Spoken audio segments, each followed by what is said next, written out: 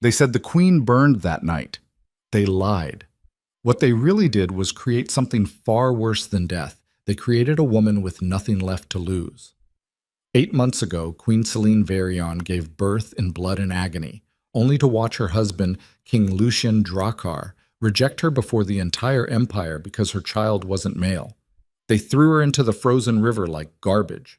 But she didn't drown. She survived, and now she's coming back for everything they took. Stay with me until the end of this story, because what happens when a rejected queen rises from the ashes will shatter everything you thought you knew about power and revenge.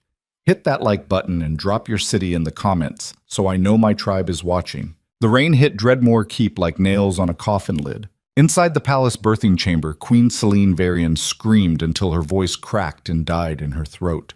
Blood soaked through the silk sheets beneath her while midwives worked frantically around her broken body. The contractions had been going for 14 hours straight, 14 hours of tearing pain that felt like her body was being ripped apart from the inside out, while the entire empire waited outside those massive oak doors for an heir. A son. That was the only thing that mattered in this godforsaken kingdom. Celine's fingers dug into the wooden bed frame so hard the carved wolf head splintered beneath her grip. Sweat poured down her face in rivers. Her black hair stuck to her neck and shoulders in wet tangles that smelled like fear and copper. Every muscle in her body felt like it was being torn away from bone. She had survived wars before this. Political assassinations. 3 separate poisoning attempts from rival courts who wanted her dead before she could produce an heir. But nothing in her 20 years of life had prepared her for this kind of suffering. The head midwife, an ancient woman named Kara with gray braids wound tight around her skull and hands that felt like ice, pressed down on Celine's swollen stomach with brutal efficiency that made her vision go white. "Your Majesty, the child is coming now. One more push, just one more." Celine couldn't breathe anymore, couldn't think past the agony. Her vision blurred at the edges while darkness crept in from all sides like wolves circling wounded prey. Somewhere beyond the chamber doors, she could hear the nobles gathering in the corridors, waiting, judging, placing bets on whether she would survive this, especially him. King Lucien Drakkar stood in the adjacent corridor, surrounded by counselors dressed in black robes embroidered with silver wolves that caught the torchlight. He hadn't entered the birthing chamber once during the entire 14-hour ordeal. Royal protocol forbade it, they said. Kings weren't supposed to witness the messy reality of childbirth. But Celine knew the real truth. He didn't want to see her weak. Lucien was a man built from violence and ice and old scars that never quite healed right. Tall enough to make normal men look like children. Broad-shouldered like the warriors who'd trained him since he could walk. His face was carved from sharp angles and brutal beauty, with eyes the color of frozen steel that never showed emotion unless he was killing something.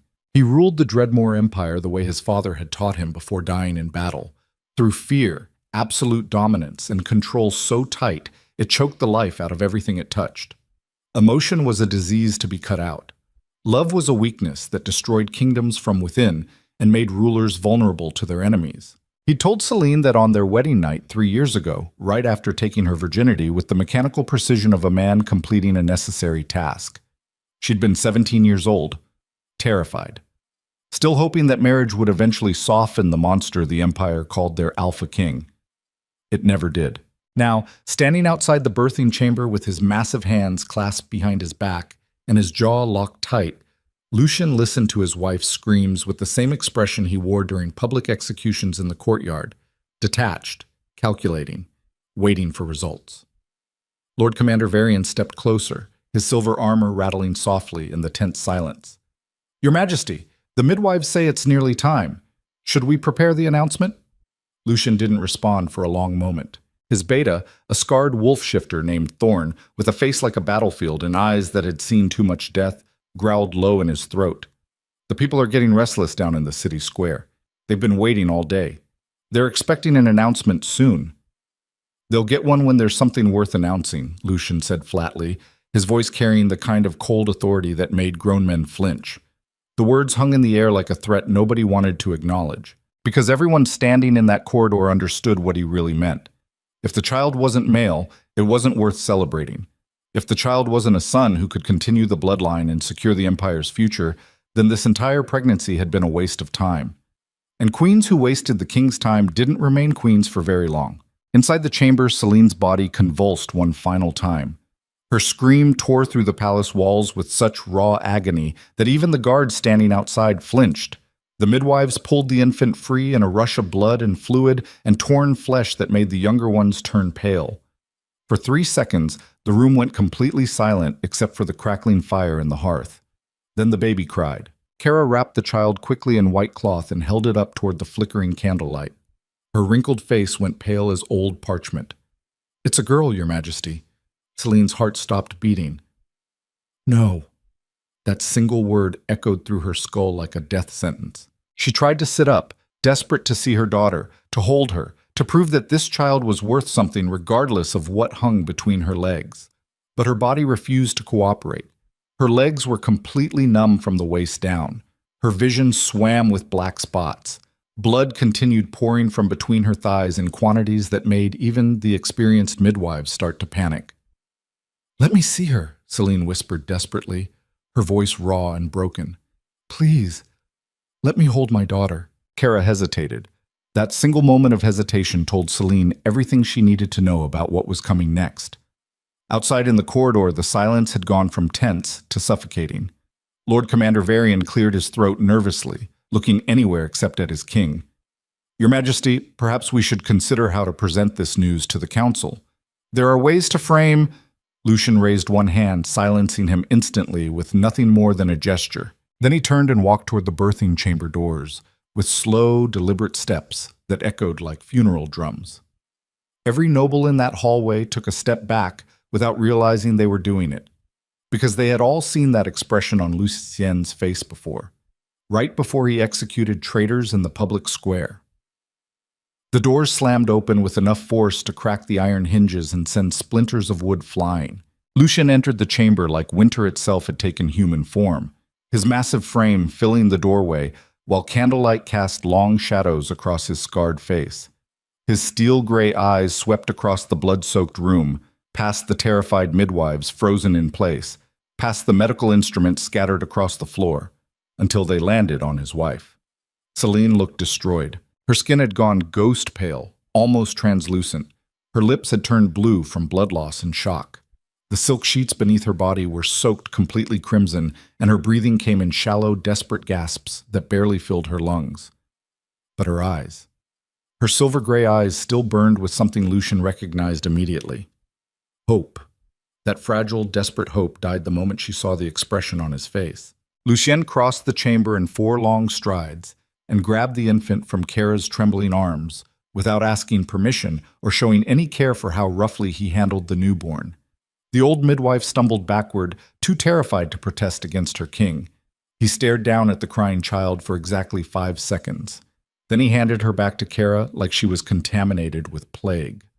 "A daughter," he said flatly, his voice empty of any emotion whatsoever. Celine's voice came out cracked and broken. "Lucien, please, listen to me." He turned toward her slowly, and the look in his frozen eyes made her blood turn to ice in her veins. 3 years, Celine.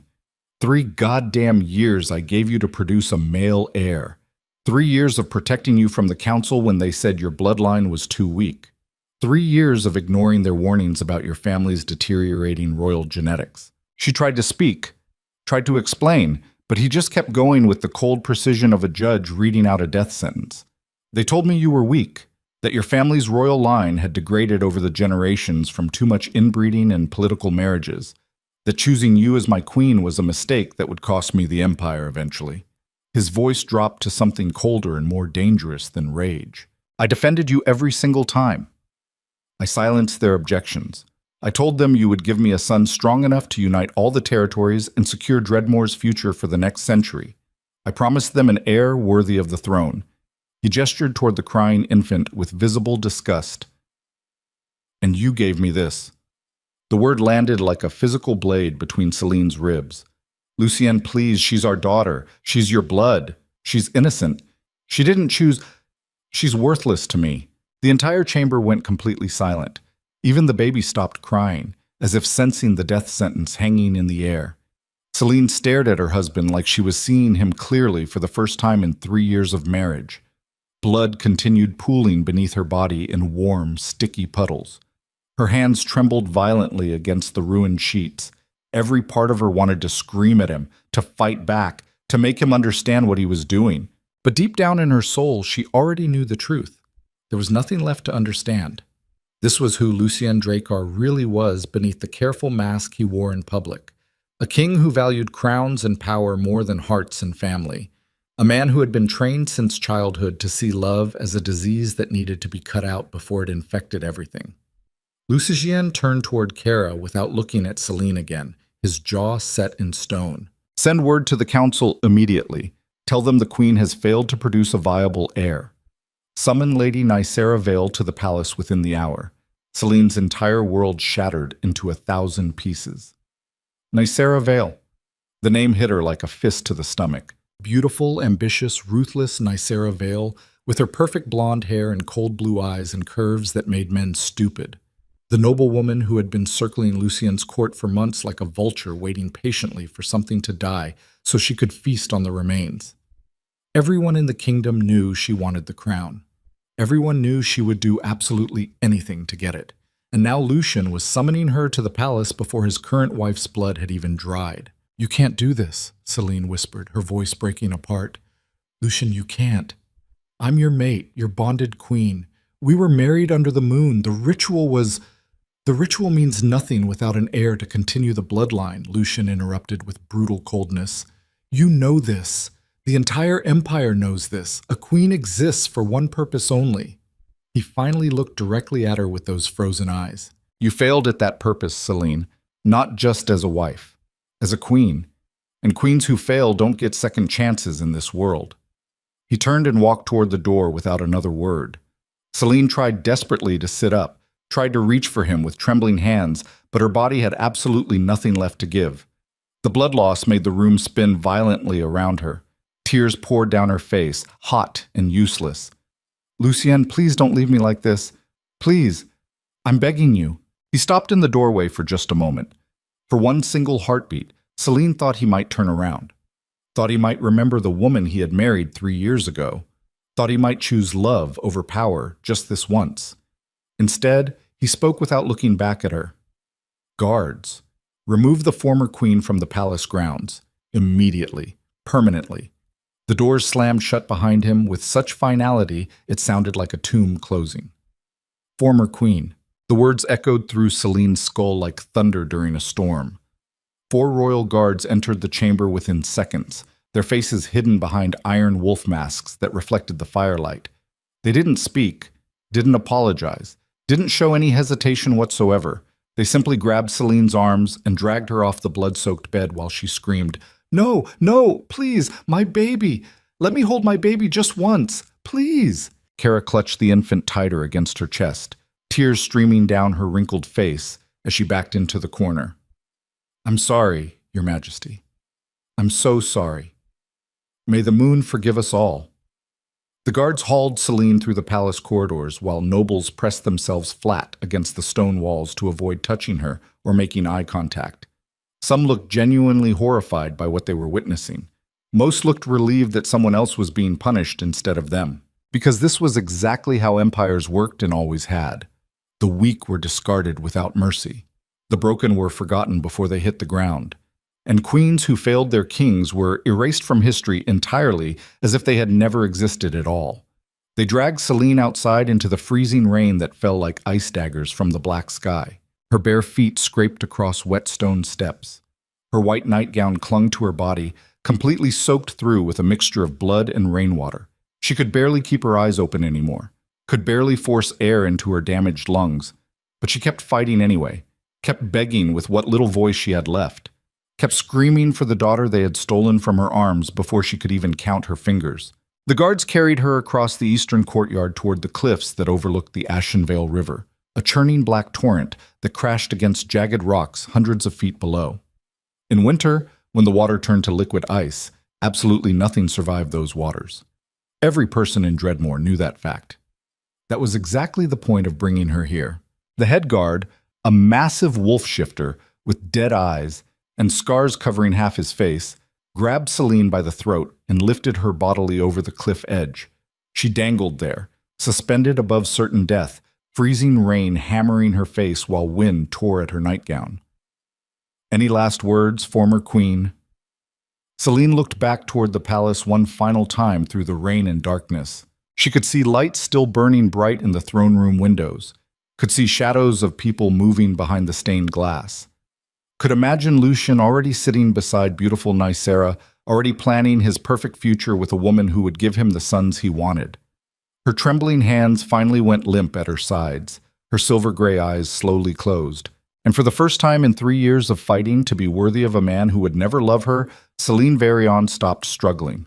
"Tell my daughter," she whispered so quietly the guard almost didn't hear her over the storm, that her mother loved her more than anything in this world. The guard released her without ceremony. Celine fell. The wind screamed past her ears like tortured souls. The black river rushed up to meet her broken body. And in those final seconds before impact, only one thought remained crystal clear in her dying mind.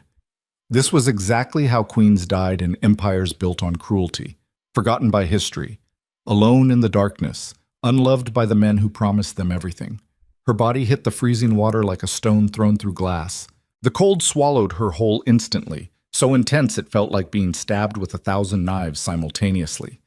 The violent current immediately slammed her against underwater rocks with enough force to shatter bones. Her lungs filled with icy water. Her vision went completely black. Consciousness flickered like a dying candle, faded to almost nothing, and finally died. Somewhere far above on the palace ramparts, the great bells of Dreadmore began ringing through the storm. Not in mourning for a fallen queen, in celebration, because King Lucian Drakkar had just announced his new mate to the Empire. Lady Nicera Vale would be crowned queen within the week. The people cheered in the streets below, despite the freezing rain. Musicians played triumphant songs, and Queen Celine Varian drowned alone in the black depths of the Ashen Vale, her broken body carried downstream by the merciless current toward the forbidden Ashfang forest, where monsters older than kingdoms themselves waited in the shadows between the ancient trees. But death, it turned out, had very different plans for the rejected queen, plans that would reshape the entire empire before the year ended. 3 days later, Celine's eyes opened. Agony exploded through every nerve ending in her body, all at once, like being struck by lightning. She tried to scream, but her throat was too damaged and raw to produce sound. Tried to move her limbs, but they refused to cooperate or respond to any commands from her brain. Where in the hell was she? The air smelled completely wrong. Wet earth and rotting leaves, burning herbs, something else underneath all of it. Something ancient and dangerous that made every survival instinct in her body scream warnings. Celine forced her eyes to focus through the haze of pain. She was lying on freezing cold stone inside some kind of cave. Firelight from a pit in the center flickered against rough walls covered in strange symbols she didn't recognize from any language she'd been taught. Shadows moved at the very edges of her vision, shapes that looked almost human but not quite right. A face appeared directly above her. Female, ancient beyond measuring. Her skin was marked with intricate silver tattoos that glowed faintly in the firelight like they were alive, and her eyes were completely white from edge to edge. No pupils at all. No iris, just pure white that somehow saw everything despite being technically blind. "You're awake," the woman said quietly, her voice like stones grinding together. "Good. I was beginning to think the river had taken too much from you to bring back." Celine's voice came out as a broken rasp that barely qualified as human. Where am I?" The Ashfang forest, deep in the heart where even the bravest wolves fear to hunt after dark. The woman pressed a rough wooden cup to Celine's cracked and bleeding lips. "Drink this now. You've been unconscious for 3 full days. Your body is still trying to heal from the fall and the drowning." Celine drank without thinking, too weak to resist. The liquid tasted like dirt mixed with blood, and something unbearably bitter that made her gag violently. But warmth immediately spread through her chest and pushed back some of the paralyzing cold. "Who are you?" "My name is Morvana. I lead what remains of the Moonvale tribe." Celine's heart stopped beating for a second. The Moonvale. Every child born in Dreadmore Empire grew up hearing terrifying stories about them around fires at night. An ancient tribe of outcasts, exiles, and criminals who lived deep in the forbidden Ashfang forest, practicing dark magic that the kingdom had outlawed centuries ago. The Empire had tried multiple times to exterminate them completely. Obviously, they had failed. "You should have let me die in that river," Celine whispered, fresh tears burning her eyes. Morvana's completely white eyes seemed to look straight through flesh and bone into Celine's very soul. "We don't waste our limited resources saving the ones who simply want to die, girl. We only save the ones who are meant to survive what comes next. I'm not meant for anything anymore. I'm nothing now. Less than nothing. A failed queen. A rejected mate. My husband threw me away like I was rotting garbage and chose a better woman before my body even got cold." Her voice cracked apart. "They took my daughter from my arms. They erased me from history. They took absolutely everything that mattered." Morvana was quiet for a long moment, just watching Celine with those disturbing white eyes. Then she spoke with the kind of absolute certainty that made the air in the cave feel heavier. "They took what they could see with their blind eyes. What they couldn't see is exactly what makes you more dangerous than every king who ever sat on that throne." "What are you talking about? I don't understand." "Your bloodline, child. The Empire rejected you because you gave birth to a daughter instead of a son, but those fools don't understand what that really means for their future." Morvana reached out and touched Celine's forehead with fingers that felt like ice. "You are directly descended from the Eclipse Wolves, the oldest and most powerful shifter bloodline that ever walked this earth. Your ancestors didn't just shift into wolves, they channeled the moon's power itself. They became something divine and terrible." Celine tried desperately to process the words, but everything hurt too much to think clearly. "That's impossible. Everyone knows the Eclipse bloodline died out centuries ago during the Purge." "No," Morvana said firmly. "It went deep into hiding to survive. Your family has carried that ancient blood in secret for generations, diluted and sleeping, waiting for the exact right moment to finally awaken." Her cold hand moved down to rest directly over Celine's frantically beating heart.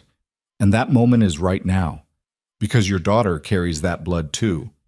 Stronger than it's been in 500 years. The words hit Celine like a physical blow to the stomach. "My daughter." Images flashed violently through her mind. The tiny infant wrapped in white cloth stained with birth blood. Her perfect little face. Her impossibly small fingers. The way she had cried when Lucien held her with such obvious disgust and contempt. "Where is she right now?" Celine demanded, trying desperately to sit up despite the agony. "Where did they take my baby?" Morvana pushed her back down gently, but with irresistible strength. "Still imprisoned in the palace dungeons beneath the throne room. For now. But not for much longer." "What does that mean? Tell me." "It means Lady Nicera Vale isn't remotely who she pretends to be in public. She belongs to a secret organization called the Crimson Eclipse, an ancient cult dedicated to hunting down and exterminating every last trace of Eclipse wolf bloodline from existence." Celine's blood turned to ice in her veins. "They're going to kill my daughter. Eventually, yes. But first they'll drain her power slowly through blood rituals that will keep her alive and suffering for years. Eclipse children are incredibly valuable to practitioners of dark magic. Your daughter could fuel their twisted spells for a decade before they finally let her die." Rage exploded through Celine's chest with such sudden intensity that the cave walls actually trembled and small rocks fell from the ceiling. "I'll kill them.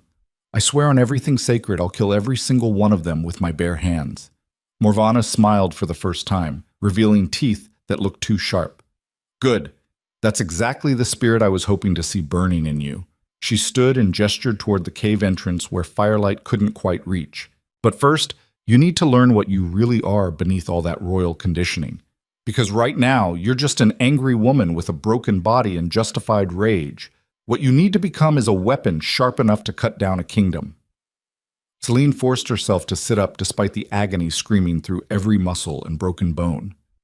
"How long will the training take?" Morvana's white eyes gleamed with something that might have been pride. "As long as it takes for you to stop being the weak woman Lucien Drakkar rejected and become the monster he should have feared from the very beginning." Outside the cave, wolves howled in the distance. But they weren't howling at the moon. They were howling in terror at something far more dangerous than themselves moving through the forest. Something that had just woken up after sleeping for 500 years. Something that was about to remind the Empire why their ancestors had tried so hard to exterminate the Eclipse bloodline in the first place. Celine Vayerin was dead.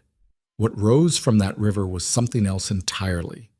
And before this story ended, every person who had celebrated her death would learn exactly what it meant to create a monster from a broken queen. The training began the next morning before dawn broke over the Ashfang forest. Morvana dragged Celine from the cave while her body still screamed in protest from every broken bone and torn muscle that hadn't finished healing. The cold bit through her thin, borrowed clothing like wolf teeth. Her bare feet sank into freezing mud thick enough to pull at her ankles with every step. "You can barely walk, and you expect me to train. Walking comes later," Morvana said without slowing her brutal pace. "Right now I need to see if there's anything worth saving inside that broken shell, or if the river should have finished what it started." They moved deeper into the forest where sunlight never quite penetrated the twisted canopy overhead. Ancient trees grew at wrong angles, their bark scarred with symbols that predated written language. The air tasted thick here. Wrong. Like breathing in decay mixed with something that made Celine's dormant wolf stir uneasily. The Moonvale tribe watched from the shadows as they passed through the settlement. Dozens of them. Men with faces carved from scar tissue and violence. Women whose eyes had seen things that would break normal people. Children who moved too quietly and understood death better than games. All of them had been discarded by the Empire above. Thrown away like Celine. But they hadn't died. They'd learned to bite back harder. Morvana stopped in a clearing where the ground was scorched black in a perfect circle that looked like some god had pressed their palm against the earth and burned away everything living. She turned to face Celine with those disturbing white eyes that saw through flesh and bone. "Your wolf is sleeping under layers of conditioning and royal training designed specifically to make alpha females submissive," she said bluntly. "Decorative pieces on a throne. The Empire teaches highborn women that their only value exists between their legs. That producing male heirs is the single purpose that justifies their existence." Celine flinched at the crude accuracy. That conditioning has to be burned away completely before your true power can surface. And there's only one way to accomplish that. How? Pain. Celine barely had time to register the word before Morvana's fist crashed into her face with brutal efficiency. The impact sent her sprawling backward into cold mud. Blood exploded from her nose in a hot rush. Stars burst across her vision like dying suns. "Get up." Celine struggled to her hands and knees, spitting blood and mud. "What the hell is wrong with you?" Morvana's boot connected with her ribs hard enough to flip her completely over. Something cracked inside her chest. "I said get up. Stop whining like wounded prey waiting for the predator to finish the job." Rage flared hot in Celine's chest beneath the pain. She forced herself upright on trembling legs and swung wildly at Morvana's face with everything she had left. The old woman caught her wrist effortlessly and twisted until bone ground against bone and tendons screamed. "Pathetic. You fight like someone apologizing for existing, like you're begging permission just to defend yourself from being hurt."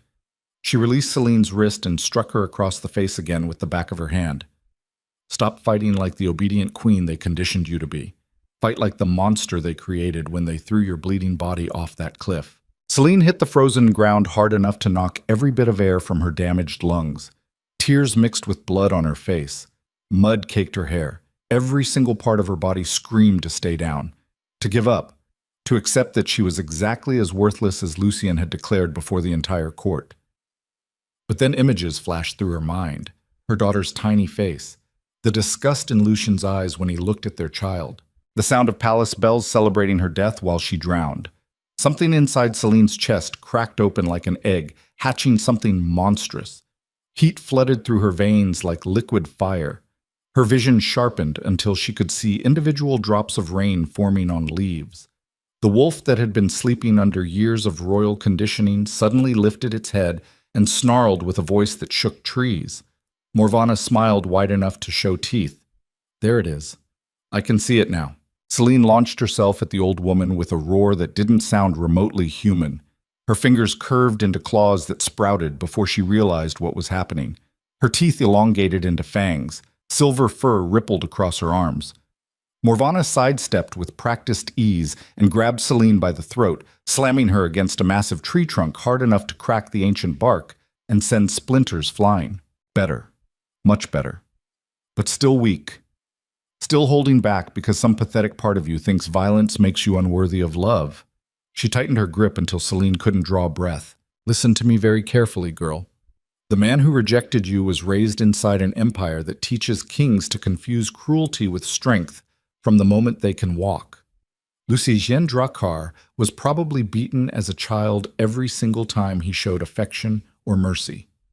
Probably forced to watch his father execute people for the crime of appearing weak. That's how empires built on violence perpetuate themselves across generations. They take boys with potential for kindness and systematically break them until they can't distinguish between love and liability. Celine's vision started going dark around the edges as oxygen deprivation set in. But here's what they don't teach those broken kings in all their years of conditioning, Morvana continued with cold certainty. Every act of rejection leaves scars on both parties, and those scars eventually transform into weapons sharper than any blade. Every woman they discard either dies forgotten or evolves into something they should have feared from the very beginning. She released Celine suddenly. The younger woman collapsed, gasping and choking in the mud. You have a choice to make right now, in this moment, Morvana said. You can die here in this forest as the weak Queen Lucian threw away like garbage, or you can become the nightmare that makes him regret every second he continued drawing breath after he touched you. Celine looked up through tears and blood and freezing mud coating her face. Her voice came out raw and broken, but absolutely certain. I want him to suffer worse than I did. Good. Then stop crying like a victim and show me your wolf. Something fundamental snapped inside Celine's mind like a rope pulled too tight for too long. All the restraint she'd carefully built over 3 years of marriage shattered simultaneously. The pain coursing through her body transformed into fuel instead of hindrance. Her bones began cracking and reforming with sounds like breaking branches. Silver fur exploded across her skin in waves that looked like liquid metal pouring over flesh. But this wasn't the small domestic wolf she'd always known and controlled. This was something ancient and enormous, waking up after sleeping for 500 years. Celine's scream transformed into a roar that physically shook the entire forest. Trees trembled to their roots. Birds fled in panicked black clouds that blotted out what little sky was visible. Even the hardened Moonveil warriors watching from the shadows took instinctive steps backward despite their training. When the transformation finally finished, Celine stood on 4 massive paws that left deep impressions in the earth. Her wolf form had more than doubled in size until she towered over Morvana like a creature from mythology. Silver fur covered her body like armor made from moonlight. Glowing marks spread across her pelt in patterns that pulsed with their own light, and her eyes blazed with lunar power that made shadows physically retreat. Morvana threw her head back and laughed with genuine delight. Welcome back, Eclipse Wolf. The world forgot you existed for 5 centuries. Now let's remind them exactly why their terrified ancestors tried so desperately hard to exterminate your entire bloodline. Look. The months that followed blurred together in an endless haze of blood and training and pain that rebuilt Celine from the ground up. Morvana drove her beyond every limit she thought existed, and then pushed her further into territories she didn't know were possible.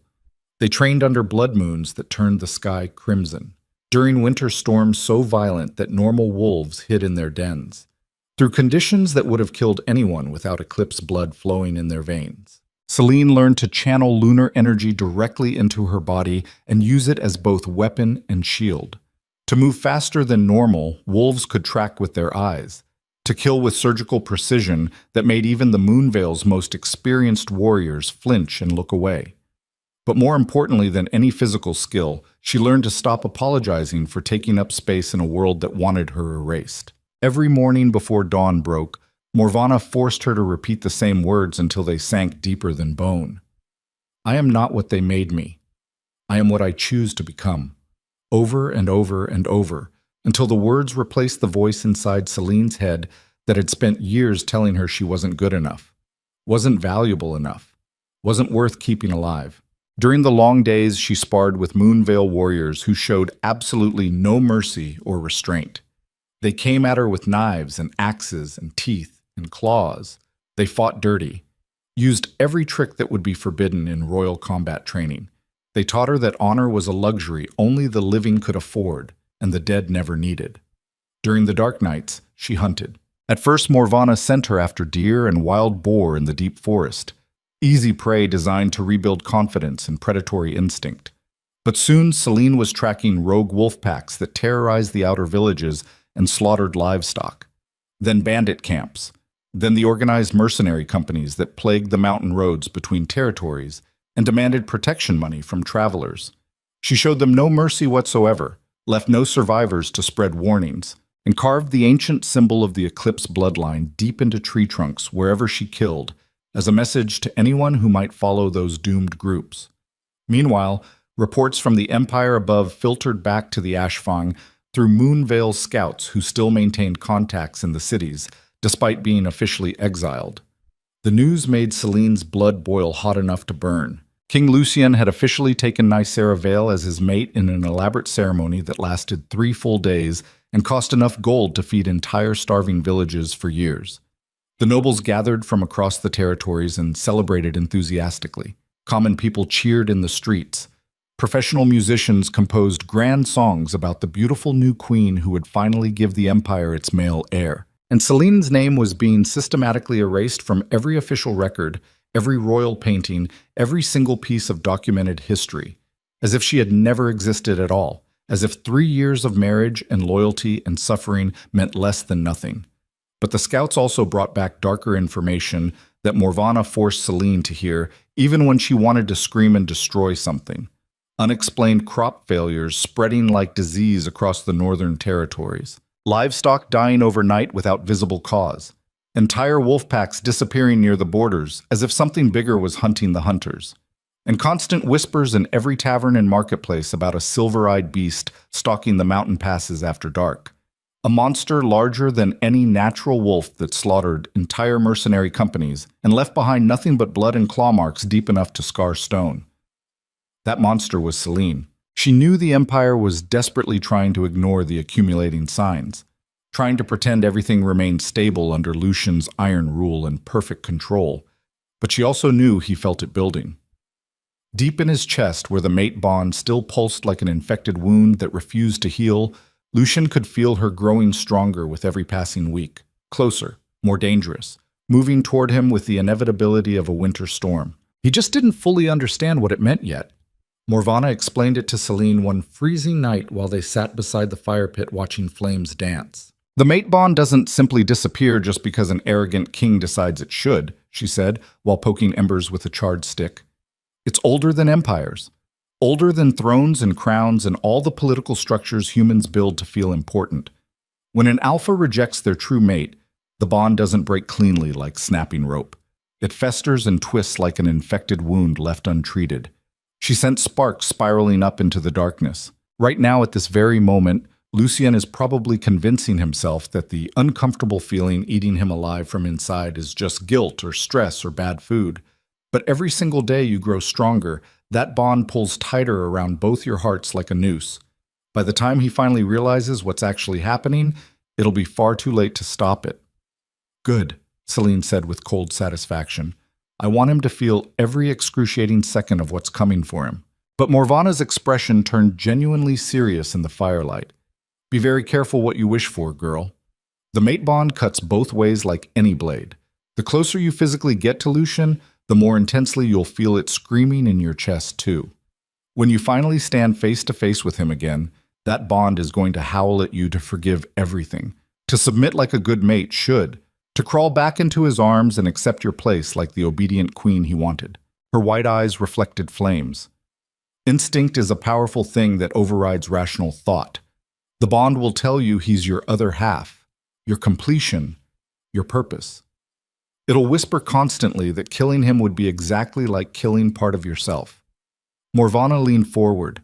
You need to decide right now in this moment whether revenge matters more than biological programming that's older than conscious thought.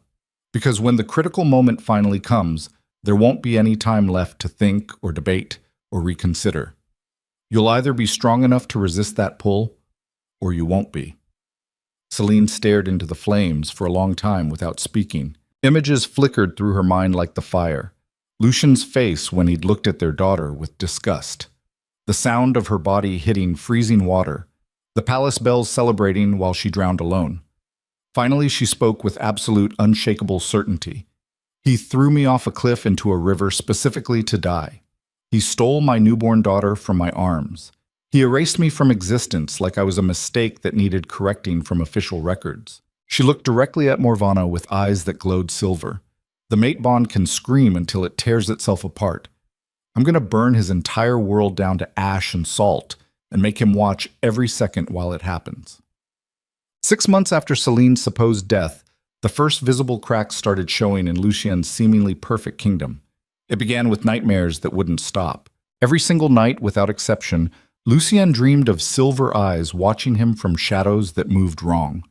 Of a massive wolf easily twice the size of anything that should exist, with fur like captured moonlight and pure hatred burning in its glowing gaze. He'd wake up drenched in cold sweat, with his heart hammering against his ribs, and the mate bond throbbing in his chest, like something trying to claw its way out through flesh. Nicera noticed immediately because she was always watching. She lay beside him in the enormous royal bed with its silk sheets and carved posts. Her blonde hair spread across expensive pillows like spilled gold, her perfect body draped in nightgowns that cost more than most families earned in years. Everything about her was exactly what a proper queen should be according to tradition. Beautiful without being threatening, poised without showing real personality, ambitious enough to strengthen political positions but not enough to challenge male authority. But she wasn't Celine, and Lucien hated himself for thinking that every single morning. "Another nightmare?" Nicera asked softly, running her manicured fingers down his scarred chest in practiced patterns. "You've been having them almost every night for weeks now. Maybe you should see the court physician. It's nothing important, just stress from managing the northern border disputes and trade negotiations." He swung his legs out of bed and walked naked to the window. Dawn was breaking over Dreadmore Keep, painting the obsidian towers in shades of blood and copper and gold.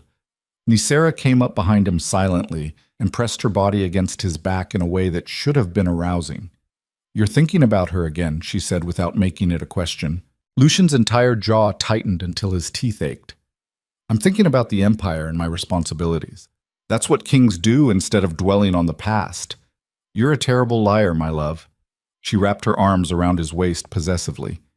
"It's been 6 months since that night. She's dead and gone. The river took her body exactly like you ordered it to. You need to let the guilt go before it destroys everything we've carefully built together." Lucien wanted desperately to argue, wanted to tell her it wasn't simple guilt eating him alive from the inside out.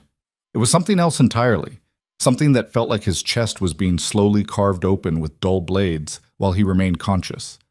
But kings raised in violent empires didn't admit weakness to anyone, especially not to their new queens who were watching for any sign of vulnerability. "You're absolutely right," he lied smoothly. "It's time to move forward and focus on the future." Nicera smiled against his bare shoulder with genuine satisfaction. "Good, because the council has officially scheduled your formal coronation ceremony for next month. The entire empire will be watching and judging. We need you focused and projecting strength." She kissed his neck deliberately. "And after the coronation is finished, we can start working seriously on producing a proper heir. A son to secure your legacy and prove your bloodline is strong." The words should have pleased him immensely. Instead, they made him feel violently sick. Because every single time Nicera mentioned giving him a son, all Lucien could think about was the daughter he'd casually thrown away. The infant he'd held for exactly 5 seconds before deciding she had no value. The child whose face he could barely remember now, but whose cry still echoed in his nightmares. He wondered sometimes in his weakest moments where that baby was now. If Nicera had actually kept her promise to place the girl with a decent family somewhere far from the capital. If his daughter was safe and cared for. If she would ever know that her own father had rejected her before she'd drawn 10 breaths of life. The thoughts made him want to put his fist through stone walls until his knuckles shattered.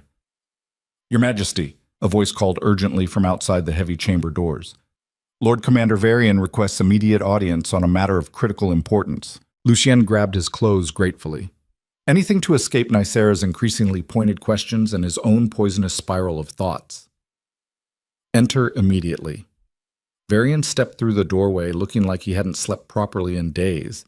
His usually immaculate silver armor was covered in road dust, and there were dark circles under his bloodshot eyes that spoke of exhaustion beyond normal limits.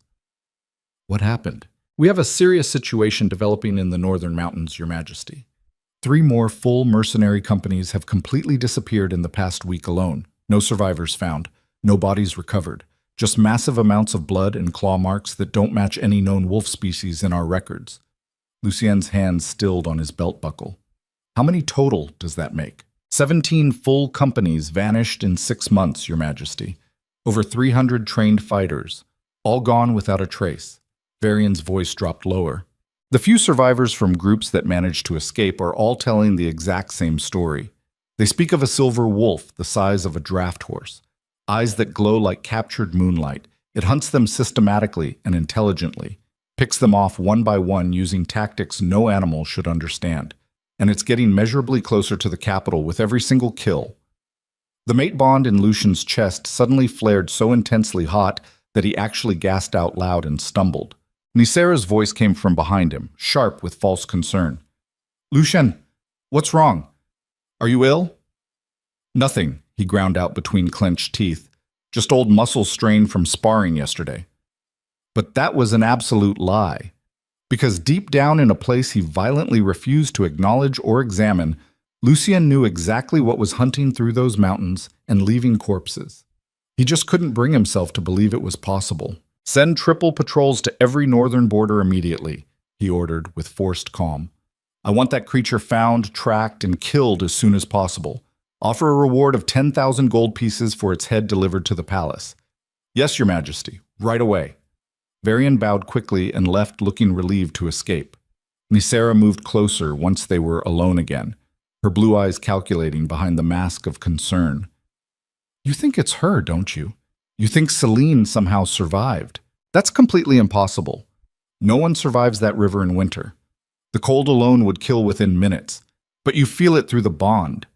Lucien turned on her with enough sudden violence that she took an instinctive step backward despite her training. "The bond is dead because she's dead, and I don't want to hear that woman's name spoken anywhere in this palace ever again. Is that absolutely clear?" Nisera immediately lowered her eyes in perfect submission. "Of course, my king. Please forgive me for overstepping." But after Lucien left the chamber still radiating tension, her carefully maintained expression shifted into something cold and calculating and satisfied. She walked calmly to the ornate fireplace and reached into a hidden compartment built into the decorative mantel. Her fingers closed around a small mirror. The glass was black as polished obsidian and etched with symbols that would make most people's eyes bleed if they looked too long. Nisera whispered 3 words in a language far older than any kingdom. The mirror's perfectly smooth surface rippled like disturbed water. A face appeared in the black glass. Female. Beautiful in the specific way that poisonous flowers are beautiful right before they kill. Her eyes were completely crimson without any white visible. "He suspects the truth," Nisera said quietly. "Of course he does," the woman in the mirror replied with amusement. "The mate bond is screaming at him that his rejected queen somehow survived. But mere suspicion isn't the same as knowledge, and knowledge isn't remotely the same as proof he could act on. The attacks are getting too close to the capital. People are starting to ask dangerous questions in the markets. Then we accelerate the timeline as planned. The Winter Ascension Ball is scheduled for 2 months from now. We perform the purging ritual then exactly as designed. And the child? The woman's smile revealed too many teeth that looked slightly wrong. Still alive in the dungeons. Still slowly being drained through the blood magic channels. Her eclipse power is even more potent than our most optimistic projections. When we sacrifice her during the ball and complete the purging ritual under the blood moon, the eclipse bloodline will finally be extinct forever across all territories. What about Celine herself? If she's genuinely alive and as powerful as the field reports suggest, she'll come directly for her daughter. That's exactly what we want and have planned for. Let her walk straight into our carefully prepared trap. Let her watch helplessly while we kill the child in front of her. And then we'll drain every drop of eclipse blood from her body too, before ending her permanently. Nisera's reflection smiled with cold satisfaction. And what about Lucien when this happens? He'll be forced to witness everything, to finally understand that his rejection of Celine 8 months ago was part of our design from the very beginning, that he was never anything more than our tool being manipulated. The woman in the crimson eyes leaned closer to her side of the mirror. Kings always think they're in complete control of their kingdoms. They never realize they're just pieces being moved across a board by players they can't see operating from the shadows. Lucien Dracar built his entire empire on cruelty and dominance and fear. Now we'll use that same empire as the weapon to exterminate the last remaining threat to the Crimson Eclipse's ultimate power. She paused deliberately. Make absolutely certain everything is ready. The purging ritual only functions properly during a blood moon. We won't get another chance for a decade if we fail. Everything will be ready, Nicera promised. I've been preparing for this since before I ever met him. The mirror went completely dark. Nicera stared at her own reflection in the black glass for a long moment. Then she smiled and carefully returned the mirror to its hiding place in the wall. Everything was proceeding exactly according to plan. The rejected queen would come for her daughter, and the Crimson Eclipse would be waiting with open jaws. 2 months later, the entire empire gathered at Dreadmore Keep for the Winter Ascension Ball. It was being called the social event of the decade across all territories. Nobles traveled for weeks from the farthest borders to attend. Musicians were imported from foreign kingdoms at enormous expense. The palace was decorated with elaborate ice sculptures and crystal wolves that caught torchlight like captured stars. And at the center of the massive throne room sat King Lucien and Queen Nicera on twin thrones of black obsidian. She looked absolutely radiant in crimson silk and diamonds that cost more than most people would earn in 10 lifetimes. Her blonde hair was elaborately woven with blood rubies. Her smile was perfectly practiced. Lucien looked exactly like a man who'd won everything he ever wanted and felt absolutely nothing about it. The mate bond in his chest had been getting progressively worse for weeks. Sometimes it felt like something was actively crawling under his skin, trying to claw its way out through muscle and bone. His wolf paced restlessly every single waking moment without rest. The nightmares had gotten so severe he barely slept 3 hours a night anymore. But kings didn't show weakness in public under any circumstances. So he sat rigidly on his throne and smiled when appropriate, and pretended everything was exactly as it should be in his perfect empire. The ballroom was absolutely packed with hundreds of guests. They danced to orchestral music and drank expensive wine imported from across the sea, and enthusiastically congratulated Nicera on her upcoming official coronation. Servants in formal livery circulated constantly with silver trays of delicacies from every corner of the known world. It was perfect in every visible detail. Too perfect. Lucien couldn't shake the feeling that something was fundamentally wrong. His combat instincts screamed warnings he didn't know how to interpret. Every shadow in the ballroom seemed too dark and too deep. Every laugh from the nobles sounded forced and hollow. Nicera noticed his visible tension immediately. She leaned closer with practiced concern, her hand resting possessively on his armored forearm. "Something troubling you, my love? You seem distracted." He almost told her the complete truth, that he couldn't stop thinking about Celine no matter how hard he tried, that the mate bond felt like it was literally on fire inside his chest, that every instinct he'd honed through years of warfare was screaming at him to run, even though he didn't understand from what. But admitting any of that would mean admitting he'd made a terrible mistake 8 months ago. And kings absolutely never made mistakes that mattered. Just tired from the preparations, he lied smoothly. "It's been an exhausting week." Nicera smiled, but something cold flickered behind her blue eyes for just a moment. "Then let's finish the evening quickly so you can rest. I have something very special planned for exactly midnight. A surprise that will mark the true beginning of our reign together." Before Lucien could ask what she meant, the orchestral music stopped abruptly mid-song.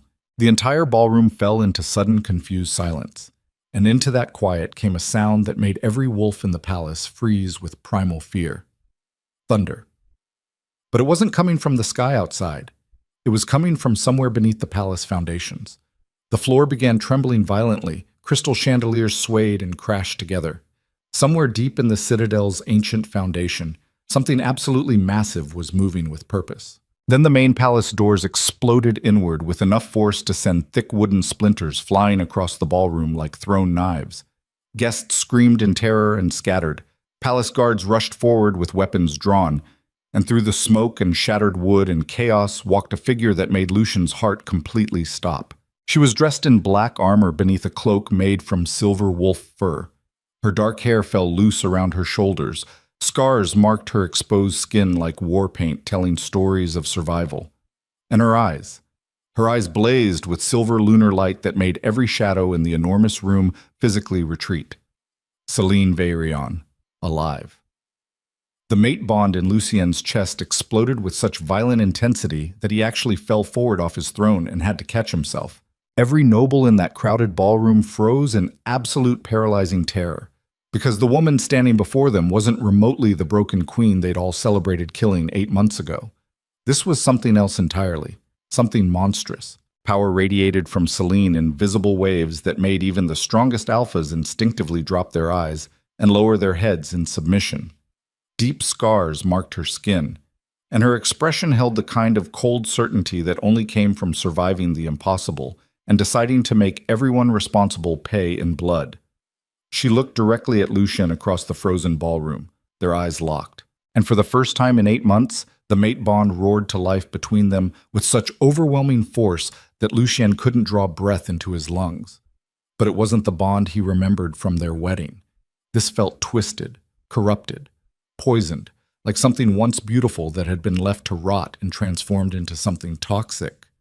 Celine's voice cut through the terrified silence like a blade through flesh. "You rejected me." She took one deliberate step forward.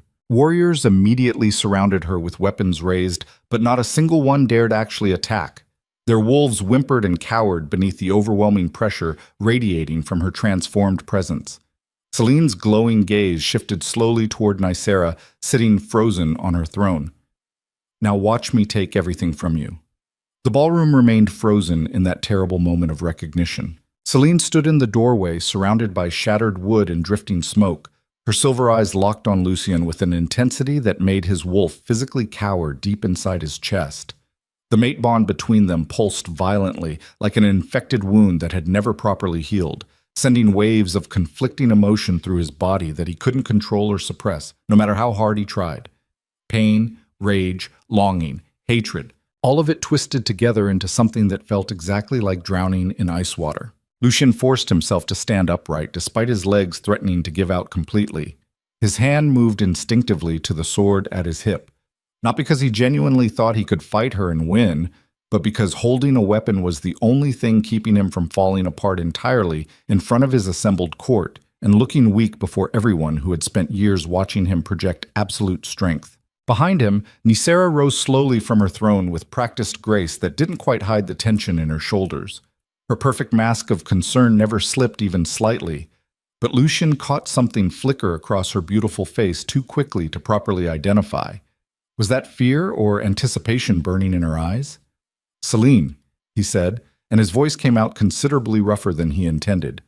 "You're supposed to be dead." Her laugh cut through the silence like breaking glass against stone. "I was dead," she said with brutal coldness that made nobles near her flinch. "You made absolutely certain of that when you had your loyal guards throw my bleeding body off that cliff into freezing water. But apparently death didn't want me nearly as badly as you did." She took another deliberate step into the ballroom, and every warrior present felt their wolves respond with primal fear. The warriors surrounding her immediately tightened their defensive circle, but still didn't actually attack. Their wolves were whimpering so loudly inside their heads that several had to physically fight to maintain human form instead of shifting involuntarily and submitting. Because what stood before them wasn't just an angry queen seeking personal revenge for injustice. It was an apex predator that their deepest instincts recognized as something that could effortlessly kill them all without breaking a sweat or showing mercy. "I came back for exactly 2 things, Celine continued, her glowing eyes shifting deliberately between Lucien and Nicera. "My daughter. And answers about why this happened to me." "Your daughter is dead," Nicera said smoothly before Lucien could formulate any response. "She died 3 days after you did." Weak constitution. Common in female children born to degraded bloodlines that have been diluted over too many generations of poor breeding. Celine's expression didn't change at all, but the temperature in the massive ballroom dropped at least 10 degrees instantly. Frost began forming on the crystal chandeliers overhead. You're lying through your perfect teeth. I assure you I'm not lying about this. We gave the child a proper burial in the royal gardens with full ceremony befitting her station. I can show you the marker stone if you'd like proof of her death. Celine's eyes began glowing noticeably brighter until they cast shadows. If my daughter is actually dead, then this entire palace is about to become her tomb. Starting with you. She moved so impossibly fast that none of the surrounding warriors even registered her shift from one position to another. One moment Celine was standing a full 20 feet away near the entrance. The next instant she had Nicera by the throat, lifted completely off the ground with her feet dangling, razor-sharp claws pressed against her jugular vein hard enough to draw thin lines of blood that trickled down her pale neck. Tell me where my daughter is right this second, or I start removing pieces of you until you do. Nicera should have looked absolutely terrified, should have been begging desperately for mercy in her life. Instead, she smiled with genuine amusement that made her look insane. Go ahead, she whispered, despite the pressure on her windpipe making speech difficult. Kill me right here in front of everyone. But the exact moment you do, the blood magic binding your daughter's life force gets permanently severed. She'll be dead before my corpse hits the marble floor. Celine's grip tightened until Nicera's face started turning an alarming shade of purple and her eyes began to bulge. You're bluffing to save yourself, am I? Test that theory and find out what happens to your precious child. The two women stared at each other for a long, tense moment while the entire ballroom full of nobles held their collective breath and waited to see who would break first. Finally, Celine released her grip with obvious reluctance, letting Nicera drop unceremoniously to the floor, gasping and coughing violently. Where is she? Nicera rubbed her bruised throat that was already turning dark purple, still managing to smile despite the blood trickling down her neck and staining her expensive crimson dress. Somewhere you'll never find her in time, even with your enhanced supernatural senses. This palace has dungeons that descend 7 full levels beneath the foundation, forgotten rooms that haven't been opened in centuries, ancient torture chambers from the old kings. Your daughter could be locked in any one of hundreds of cells, slowly dying while we stand here having this conversation and wasting precious time. She stood gracefully, despite the obvious pain radiating from her throat. But I'll make you a deal, rejected Queen. You want your daughter returned alive and healthy. I want something too, something only you can provide with your unique bloodline. What exactly? Your eclipse blood. All of it, willingly given during the purging ritual under the blood moon tonight. Celine's eyes narrowed dangerously into slits. What ritual are you talking about? Nicera gestured around the elaborately decorated ballroom with one pale hand, indicating the complex symbols hidden in the decorations. This entire ball was never actually about my coronation as queen. It was about creating the perfect conditions for a purging ceremony that's been planned for months. Every noble in this room has been carefully selected and vetted for their loyalty to our cause.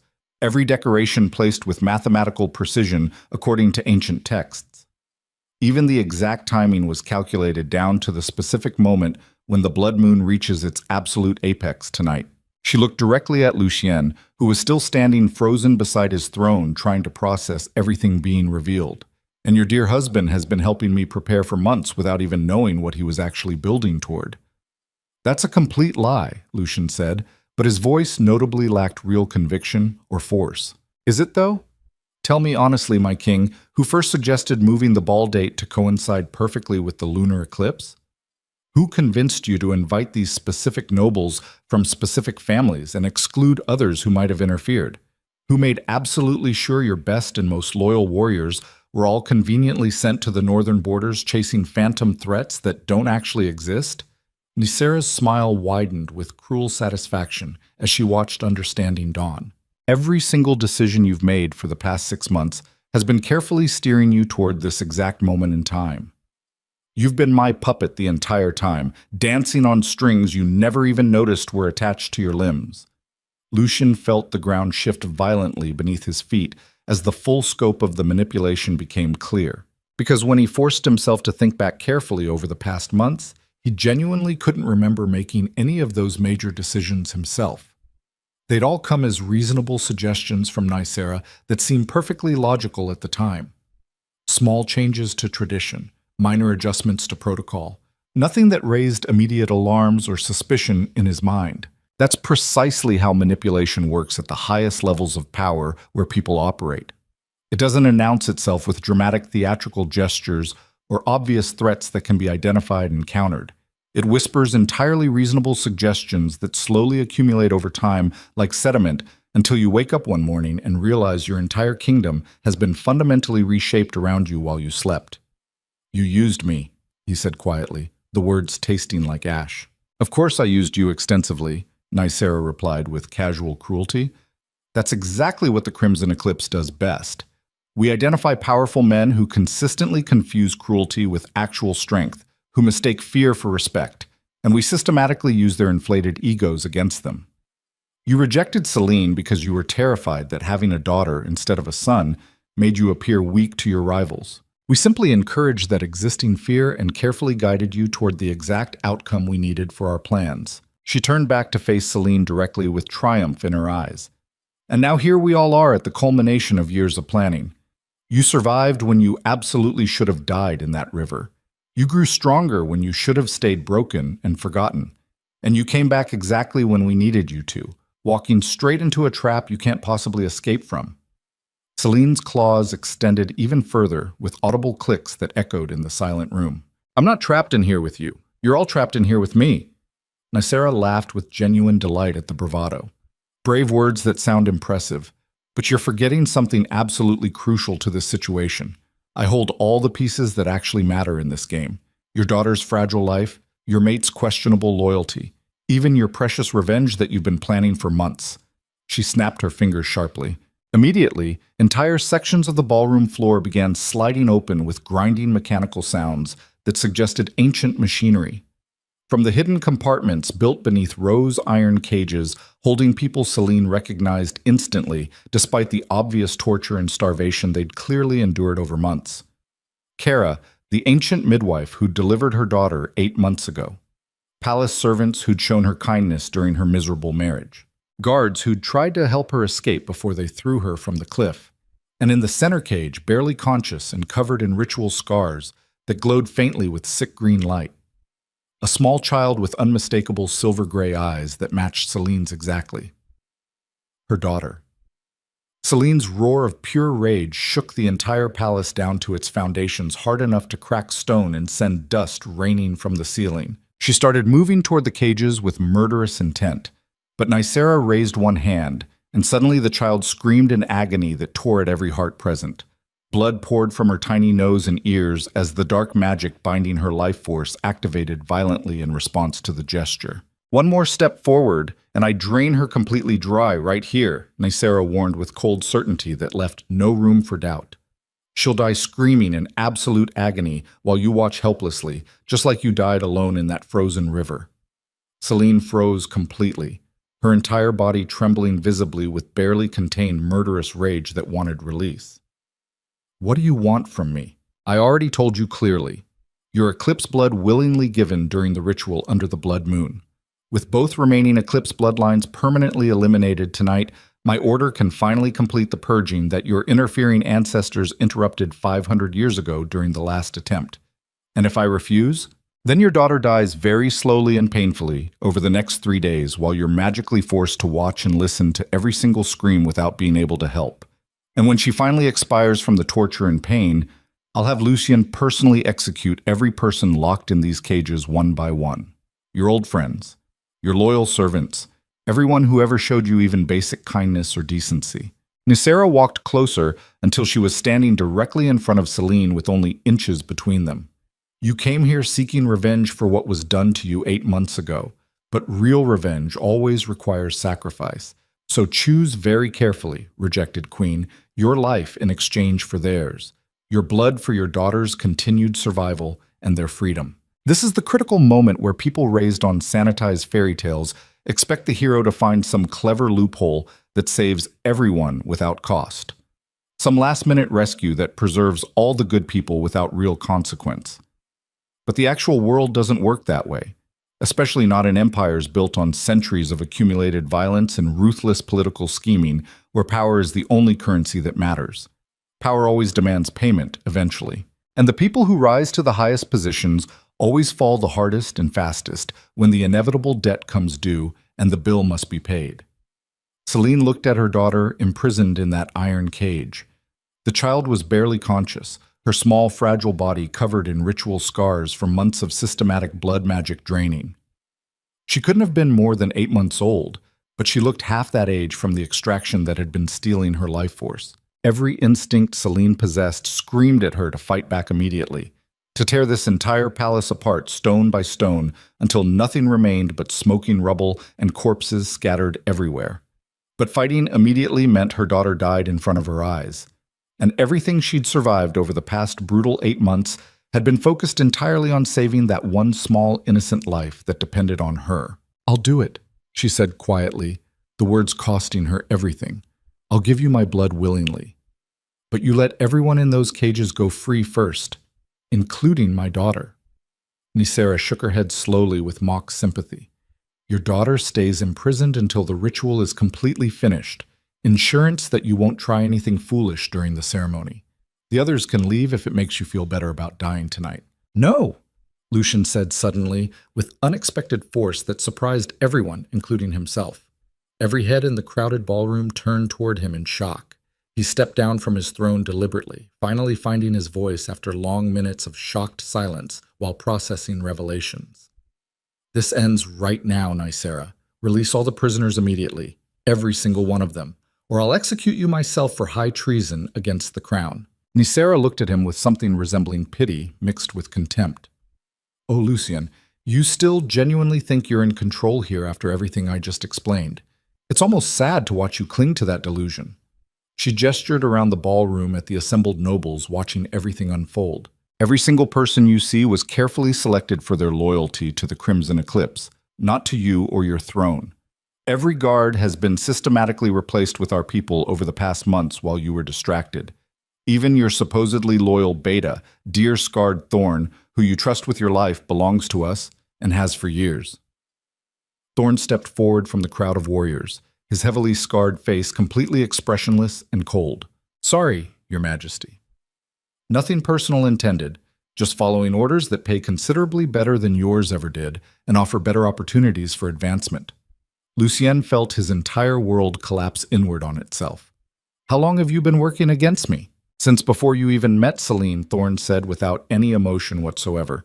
"We've been positioning pieces on this board for years.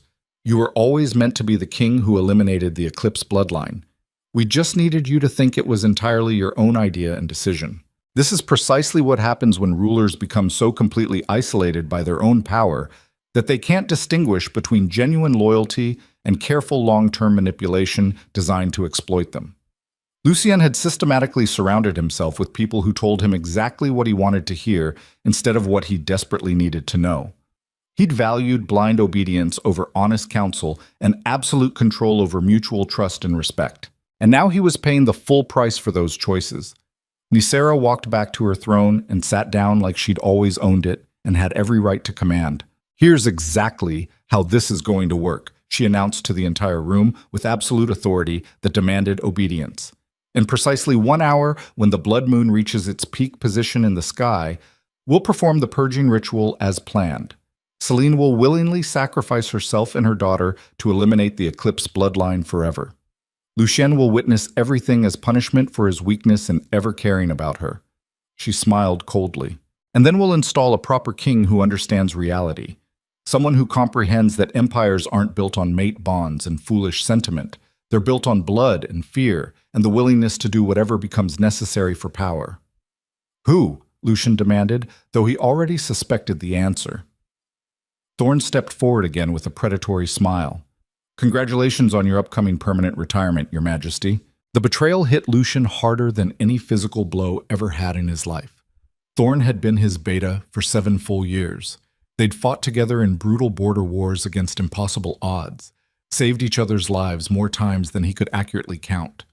Lucien had trusted him more deeply than anyone else alive, including his own family.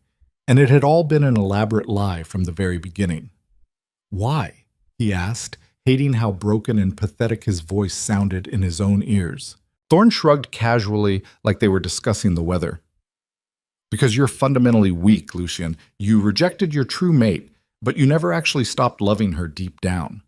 That emotional attachment makes you a liability to our goals. The Crimson Eclipse doesn't tolerate liabilities in positions of power. Guards seized Lucian before he could react or defend himself properly. They stripped him of his weapons efficiently and forced him roughly to his knees on the cold marble floor like a common prisoner awaiting execution. He looked across the ballroom at Celine, who was still standing rigid with fury and complete helplessness written across her scarred face. Their eyes met properly for the first time in 8 long months. And for the first time since that terrible night in the birthing chamber when everything fell apart, Lucian actually saw his wife clearly without the filters of pride and fear. Not the weak queen he'd rejected and discarded like trash, but the woman he'd systematically destroyed because he was too afraid to admit that loving her made him vulnerable to pain and manipulation. "I'm sorry," he said, and meant it with everything he had left. The words felt pathetically inadequate for what he'd done to her. Celine's expression didn't soften or change at all. Sorry doesn't bring back 8 months of torture and survival in hell. Sorry doesn't erase you throwing me off a cliff to die alone. Sorry doesn't fix what you did to our daughter. Her voice was cold as midwinter ice. You chose power over me when it mattered most. Now live with the consequences of that choice. Nicera walked to the center of the ballroom where a massive ritual circle had been carved deep into the floor and filled with symbols that physically hurt to look at directly because they were so wrong. "Bring the child here now," she commanded. 2 cultists opened the cage roughly and dragged Celine's daughter out without care. The girl was barely conscious, her small body completely limp in their careless hands. Celine tried desperately to move toward her, but found herself frozen in place by magic she couldn't break through no matter how hard she fought. "What did you do to me?" "The moment you entered this ballroom, you triggered the binding wards we carefully placed in the doorframe specifically for you. Your eclipse power is completely suppressed until the ritual finishes. You're as helpless as any normal wolf now." Nicera laid the child down on the cold stone floor in the exact center of the glowing circle. Then she pulled out a ceremonial dagger that looked like it had been forged from crystallized blood and dark magic. "In 1 hour, this blade goes through both your hearts simultaneously," Nicera said with calm certainty. "Your eclipse bloodline ends forever, and a new era begins for the Empire under our control." The cultists began chanting in unison. The symbols carved deep in the floor started glowing with sickly green light that pulsed like a heartbeat. And high above the palace, visible through the windows, the moon slowly turned deep red as the eclipse began its progression. Celine fought against the magical bindings with everything she had, but couldn't break free initially. Her daughter lay dying in the circle. Lucian knelt helpless, surrounded by traitors. And in 58 minutes, unless something fundamental changed, the eclipse bloodline would be permanently erased from existence. Morvana had warned her that revenge required sacrifice, that sometimes there aren't any good choices remaining, only varying degrees of failure and death. Celine looked at her daughter's unconscious face and made a decision that would change everything. If they were all going to die here anyway, she was going to make absolutely damn sure it cost the Crimson Eclipse everything they had. Her eyes began glowing brighter, despite the suppression magic trying to hold her, because Nicera had made one critical miscalculation in her planning. She'd assumed the Eclipse bloodline could be permanently bound by magic designed for normal wolves. But Celine wasn't remotely normal anymore after her transformation. The binding wards began cracking audibly as something ancient stirred. Silver fur started erupting across her skin in waves despite the suppression. Her bones cracked and reformed with sounds like breaking branches. Nicera's confident expression shifted to genuine alarm for the first time. "That's impossible. The binding should hold you completely." "Should isn't the same as will," Celine growled, and her voice was changing into something inhuman. The Eclipse wolf was awakening despite everything fighting against it. Not the domestic creature she'd been before her rejection, but something ancient and monstrous that had slept for 5 centuries waiting. Nicera screamed orders at her cultists. "Kill her now! Don't let the transformation complete!" Cultists rushed forward with enchanted blades raised high, but they were already too late to stop what was coming. Celine's roar shook the entire palace so violently that massive chandeliers crashed down and thick walls developed deep cracks that spread like spiderwebs. And in that moment, Lucian realized something that should have been obvious from the very beginning. He'd never rejected a weak queen. He'd rejected the most dangerous creature in the entire empire. And now everyone present was about to pay the price for that mistake. The transformation completed in a massive explosion of silver light that shattered every remaining window in the ballroom and sent thousands of shards of glass raining down like deadly frozen rain onto the nobles cowering below. Celine's wolf form towered over everyone present, easily twice the size of the largest alpha wolf anyone had ever seen in their entire lives. Her fur blazed like captured moonlight made solid and given terrifying physical form. Ancient markings spiraled across her massive body in intricate patterns that pulsed with their own luminescent power that seemed to breathe with life. And her eyes burned with silver fire so intense it made even the bravest cultists stumble backward in primal terror they couldn't control or suppress. The binding wards that were supposedly strong enough to suppress her eclipse power completely lay shattered on the marble floor like broken glass scattered across a forgotten battlefield. Nicera's face went deathly pale as she realized the full scope of her catastrophic miscalculation. "Kill her!" she screamed at her cultists, with genuine panic breaking through her carefully maintained composure for the first time tonight. "Kill her right now before she tears us all apart!" Celine moved with speed that completely defied physics and rational thought. One moment she was standing motionless in the center of the blood-soaked ballroom, surrounded by enemies on all sides. The next instant, she was among the cultists like a force of pure nature, given physical form and murderous intent. Her razor-sharp claws tore through their supposedly enchanted armor like it was nothing more than wet paper. Blood sprayed across pristine marble floors and arterial fountains. Screams of dying men filled the air with sounds that would haunt the survivors forever. This is what happens when you cage something that should never be contained or controlled by mortal hands. When you push a mother beyond the breaking point and then have the audacity to dare her to submit quietly. The Eclipse bloodline hadn't been hunted to near extinction over centuries because they were weak or easy prey for ambitious hunters. They'd been systematically hunted because they were far too dangerous to exist alongside normal wolves without threatening the entire carefully constructed hierarchy of power that empires depended on for stability. And Celine had completely stopped pretending to be anything less than what she truly was, underneath the civilized surface everyone expected. A monster born from brutal rejection and 8 months of pure survival in hell itself. She cut through the first wave of attacking cultists in under 30 seconds of sustained violence that left no survivors. Their blood painted the ornate walls in abstract patterns of death and suffering. Their bodies hit the floor with wet sounds that would haunt the surviving nobles cowering against the walls for the rest of their short, miserable lives. Nicera backed desperately toward the ritual circle where Celine's daughter still lay unconscious and vulnerable on the cold stone floor. She raised the ceremonial dagger high over the child's small chest with trembling hands that betrayed her fear. "One more step toward me and I plunge this blade straight through her heart," Nicera threatened desperately, all pretense of control completely gone from her voice. "I swear on everything I'll do it right here in front of everyone." Celine froze instantly mid-stride, her massive wolf form going completely still like a predator suddenly paralyzed by invisible chains. Her glowing silver eyes locked on her daughter's tiny face with an intensity that made the air feel heavy and oppressive. The child was so heartbreakingly small, so fragile and damaged from months of torture. 8 months of systematic abuse had left her looking half dead already, and that crystallized blood blade hovering directly over her heart would instantly end what little life remained in her broken body. Nicera smiled with shaking hands, despite the sweat pouring down her face and neck. "That's right. You're still trapped despite all that impressive power. All that ancient strength means absolutely nothing when I hold what you love most in this world." She looked across the carnage at Thorn, who was still standing near Lucian's kneeling form with blood splattered across his armor. "Bring me the king immediately. If she moves again even slightly, I'll make him kill the child himself with his own hands. Let's see exactly how much that precious mate bond can endure before it breaks them both completely and permanently." Thorn grabbed Lucian roughly by the hair and dragged him toward the ritual circle like he was nothing more than a disobedient dog being disciplined.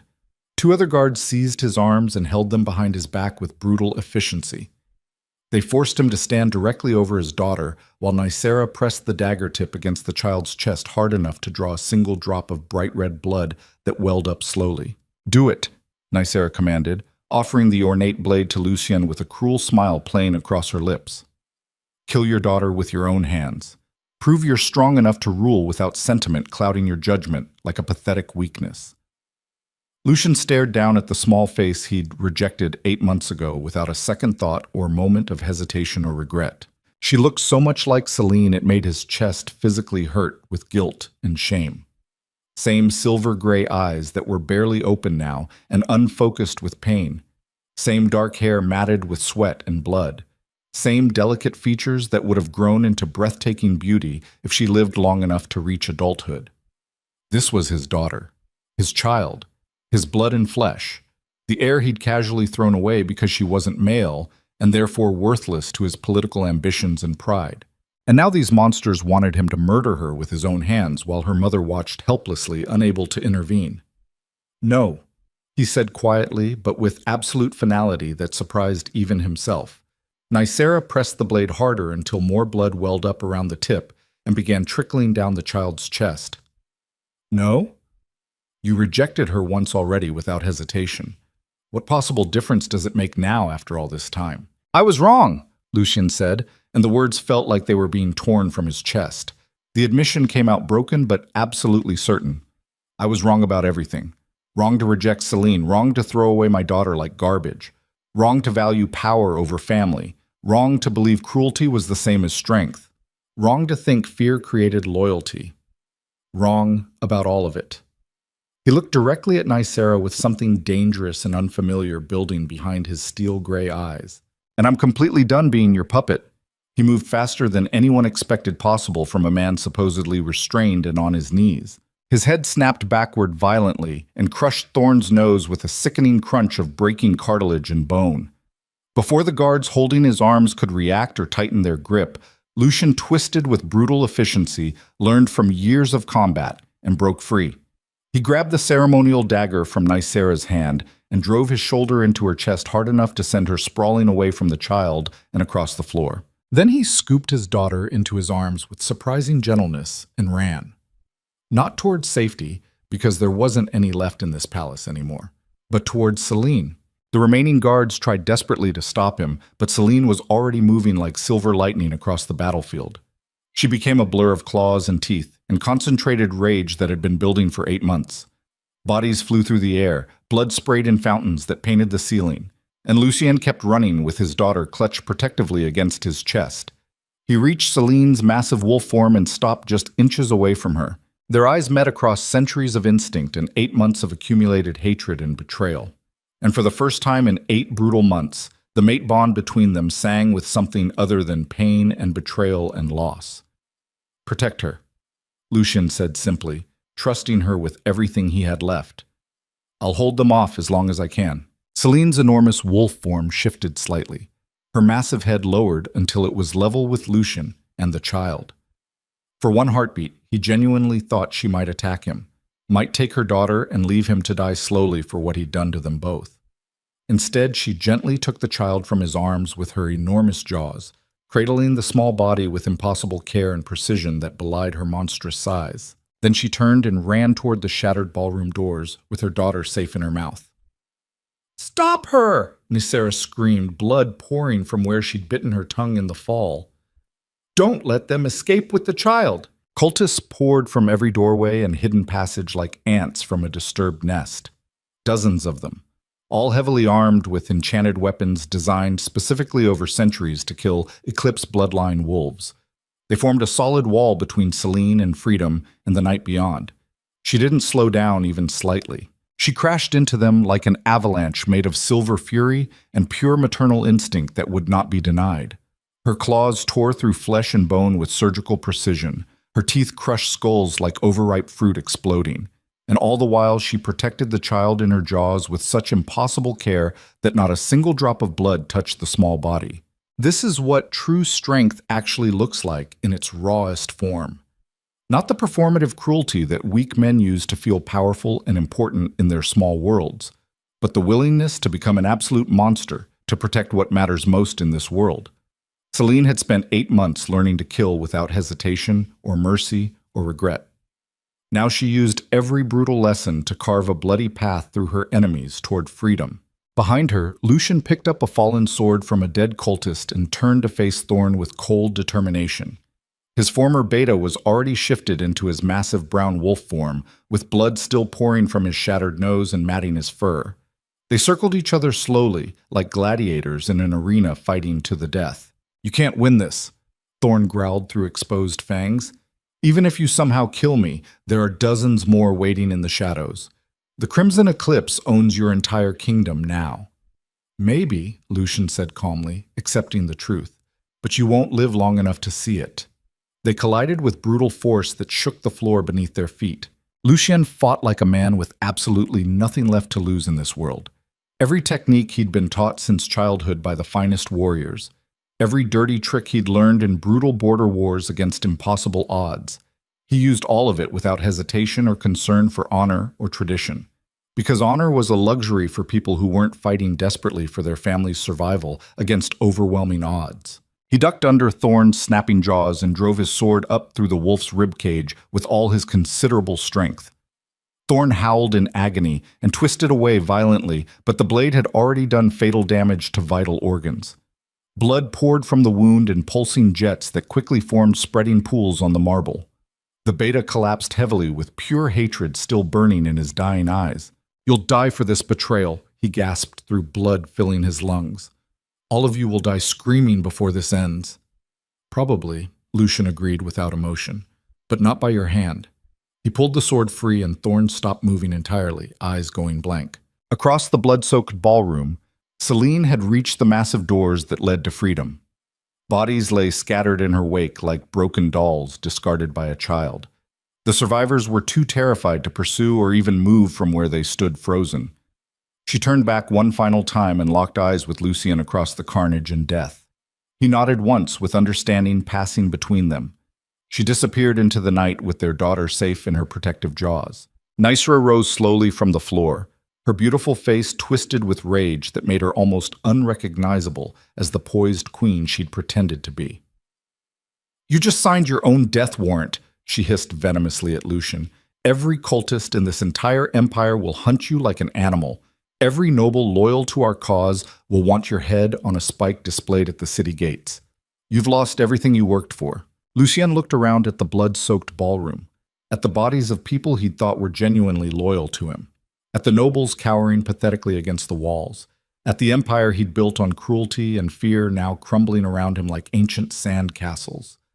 "No," he said quietly but with absolute certainty. "I lost everything 8 months ago when I threw away the only people who actually mattered.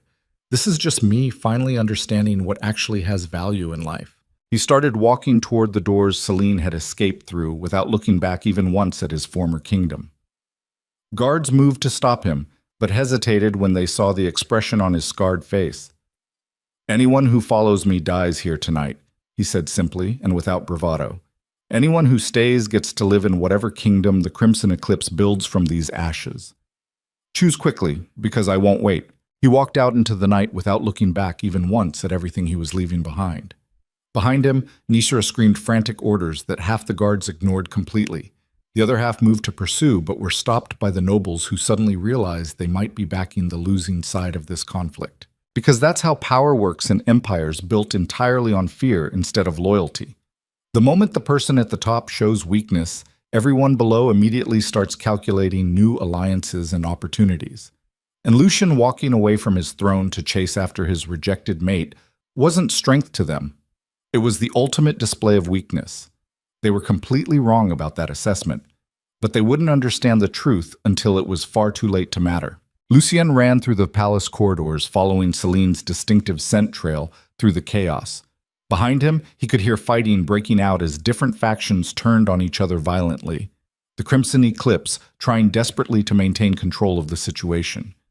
Loyalists trying to rescue their king from perceived danger. Opportunists trying to seize power in the resulting chaos and confusion. He didn't care about any of it anymore. His only focus was finding Celine and his daughter before the cultists regrouped and organized a proper pursuit. He burst out into the courtyard and saw her massive wolf form at the far wall preparing to jump. She'd shifted back to human form but still clutched their daughter against her chest protectively.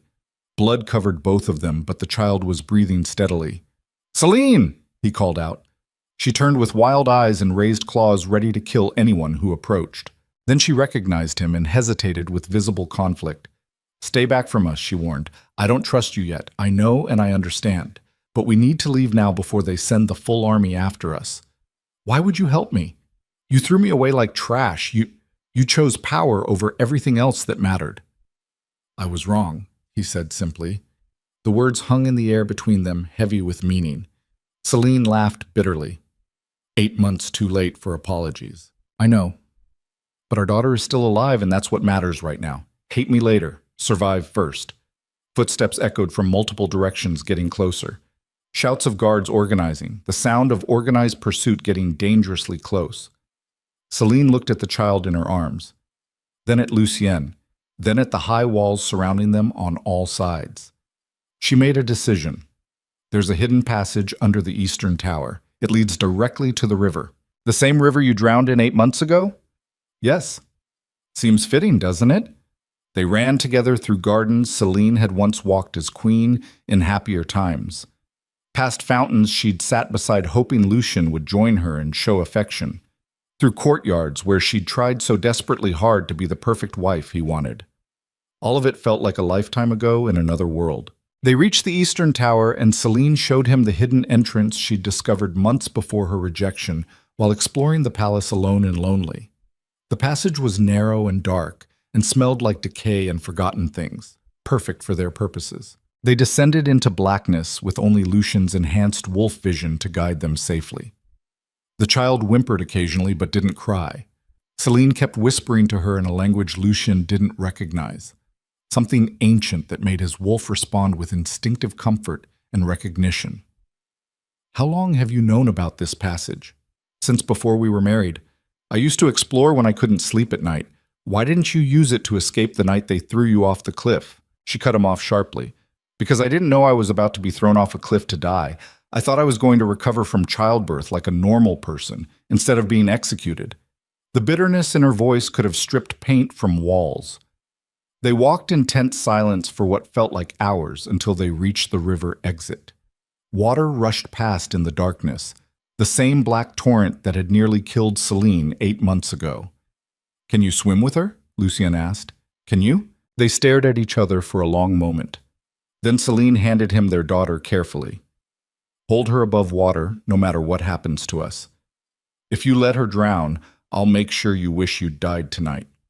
Lucien took the small, warm bundle carefully. His daughter's eyes opened briefly and looked at him. Really looked at him for the first time with awareness. She had Celine's eyes exactly.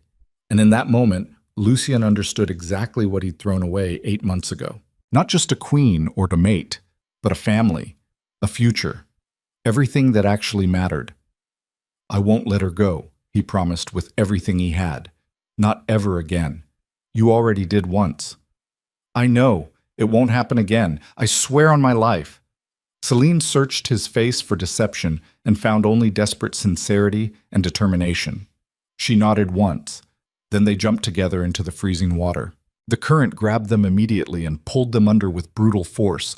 Lucien kicked hard and broke the surface with his daughter held high above the water. She coughed, but breathed. Beside him, Celine surfaced and grabbed his arm to help. Together, they let the river carry them away from the palace. Away from the empire Lucien had sold his soul to rule. Away from everything they'd both been before this night changed them. The water was brutal and cold and tried to drag them under with every powerful surge.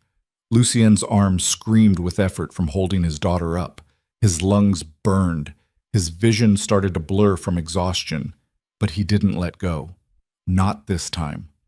Beside him, Celine fought just as hard against the current. Her eclipse power flared occasionally and pushed back the water, trying to drown them. She was protecting him, even now, even after everything he'd done to her. That realization hit harder than the freezing current. They washed up on a rocky shore miles downstream, completely exhausted. Both of them collapsed, gasping for air. The child cried weakly, but she was alive. That was all that mattered. Lucien crawled to where Celine lay shivering violently and placed their daughter between them for warmth. "She's alive!" he gasped. "We actually did it." "You did it," Celine corrected firmly. "I would have left you there to die." "Why didn't you?" She was quiet for a long moment, listening to the night. "Because she needs a father." Even a terrible one is better than none at all.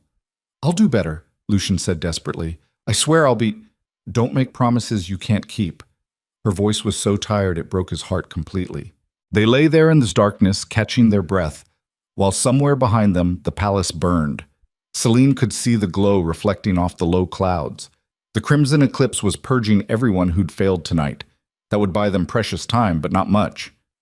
We need to move soon, she said finally. They'll send trackers at dawn. Where do we go? Celine sat up slowly and looked at Lucian with eyes that held 8 months of suffering. We go to the only place they won't follow, the Ashfang Forest.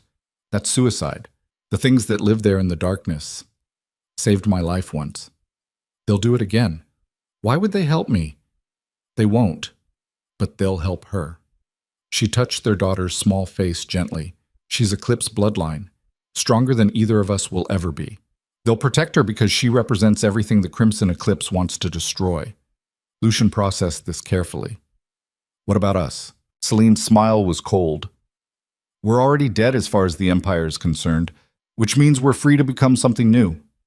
She stood and picked up their daughter with practiced care. Coming or staying? Lucian looked back toward the burning palace one final time. Everything he'd worked for his entire life, everything he'd sacrificed, everything he'd destroyed in his ruthless pursuit of power, all of it turning to ash while he stood here. He thought about the man he'd been, the king who valued strength over compassion, who saw love as weakness and family as liability. That man had built an empire and lost everything that mattered. Maybe it was time to become someone different, someone better. He stood and faced Celine with determination. I'm coming. But I need you to understand something important. What? I know I don't deserve forgiveness for what I did. I know what I did to you was unforgivable. But I'm going to spend every single day proving I've changed. Not because I expect you to love me again, but because our daughter deserves better than the father I've been. Celine studied him for a long moment. Then she started walking toward the dark forest. Prove it with actions, not words. Words are cheap and easy. Lucian followed her into the darkness without hesitation. Behind them, the empire they'd both lost continued burning brightly. Ahead of them, the Ashfang Forest waited with its ancient trees and older magic. And between them walked a small child who carried the future of the Eclipse bloodline in her tiny, fragile body. The Crimson Eclipse thought they'd won tonight. They were completely wrong, because sometimes the people you destroy don't stay dead and buried. Sometimes they come back stronger than before. And sometimes they bring allies you never saw coming. Morvana was waiting for them at the forest edge, with Moonveil warriors flanking her on both sides, armed and ready. She looked at Celine carrying the child, at Lucian covered in blood following behind, at the burning palace in the distance lighting up the sky. Her white eyes gleamed in the darkness. Welcome back, she said to Celine warmly. I see you brought guests. This is Lucien, my mate. The one who rejected me, and— I know exactly who he is, Morvana interrupted calmly. The question is whether he knows who he needs to become now. She looked directly at Lucien with those unsettling white eyes that saw everything, including souls. The empire you ruled is finished. The Crimson Eclipse will hunt you relentlessly until you're dead. Everything you were is gone forever. Lucien met her gaze steadily without flinching or looking away. Good. That man deserved to die anyway. Morvana smiled slowly with approval. Then perhaps there's hope for you yet. Come. We have much to discuss and very little time before they organize and find us. She turned and walked into the forest.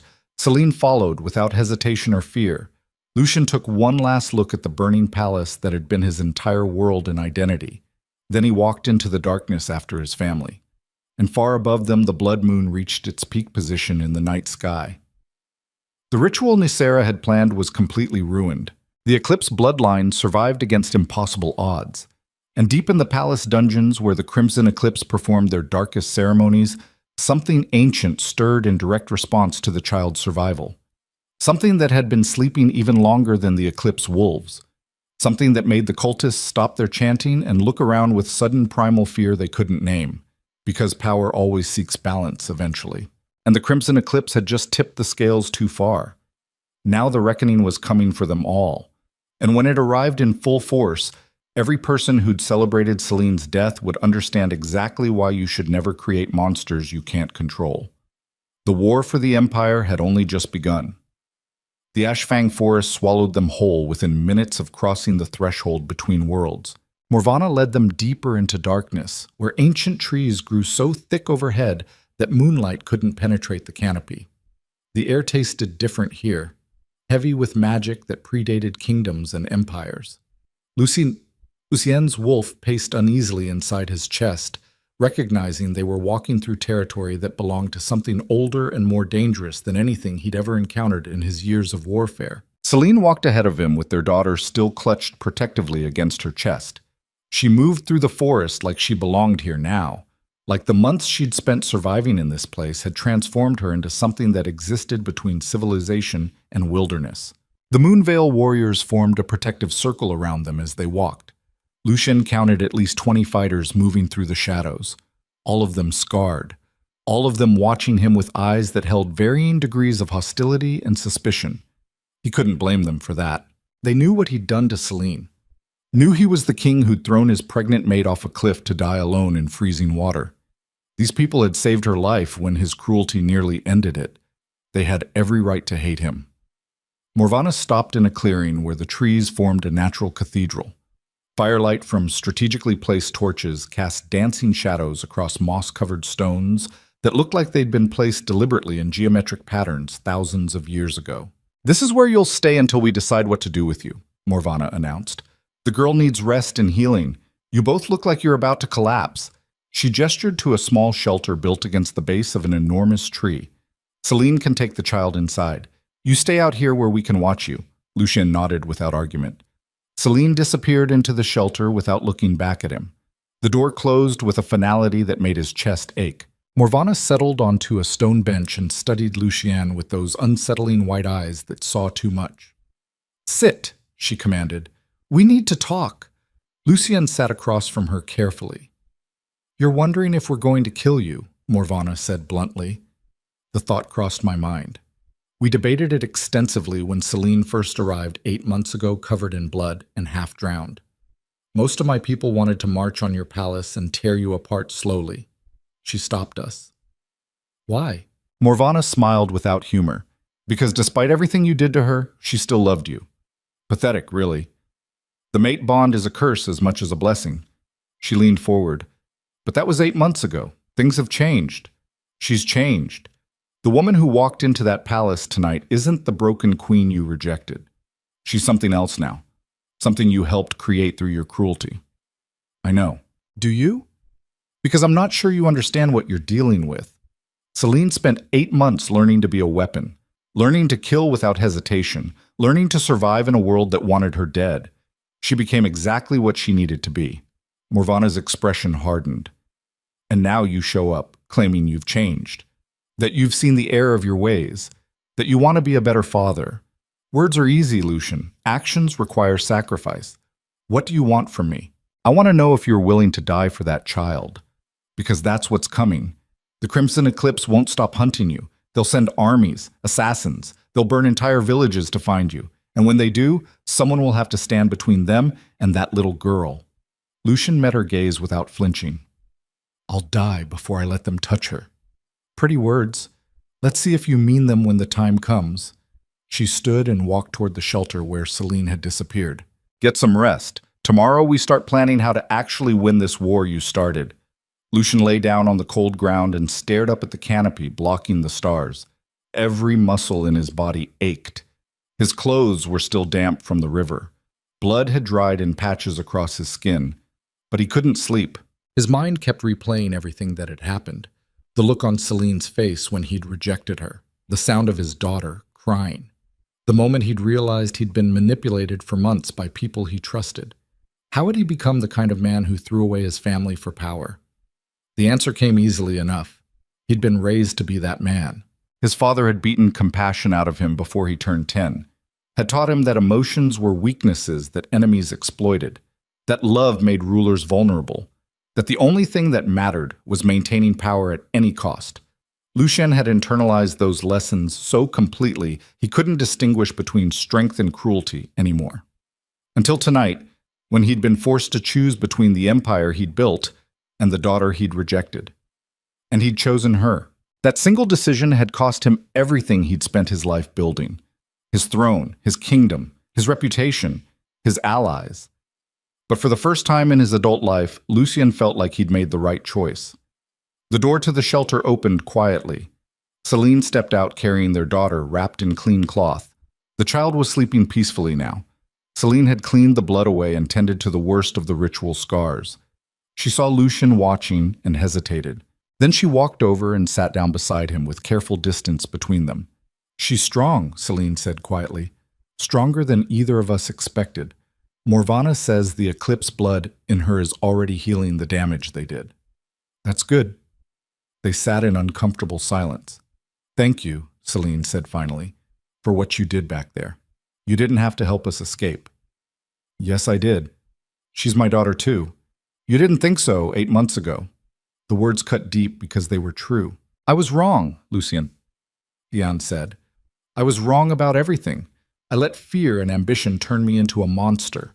Celine looked at him with eyes that held too much pain. "You threw me off a cliff, Lucien. You rejected our daughter before she was an hour old. You chose power over family. Those aren't mistakes. Those are choices that reveal who you really are." "I know. So what changed?" "Why help us now?" "Because watching you fight for her tonight showed me what real strength looks like. Not the performative cruelty I mistook for power, but the willingness to become a monster to protect what matters." He paused. "You became what I always pretended to be, and it terrified me because I realized I'd thrown away the only person who ever actually loved me." Celine was quiet for a long time. "Shumbumts. I don't love you anymore," she said finally. "That woman died in the river 8 months ago. What survived is something different." "I know. But our daughter deserves a father, so I'm willing to tolerate your presence. For now, until you prove you can't be trusted." "Fair enough." Celine stood to leave. "There are blankets in the storage shelter if you get cold." She walked back inside and closed the door. Lucien lay back down and stared at the canopy. It wasn't forgiveness, but it was a start. The weeks that followed fell into a brutal routine. Morvana put Lucien through the same training she'd given Celine. Hours of combat practice with Moonvale warriors who didn't hold back, tracking exercises through the forest, survival skills he'd never needed as a pampered king. She broke him down systematically. Every time he fell, she made him get back up. Every time he complained, she reminded him this was nothing compared to what Celine had endured.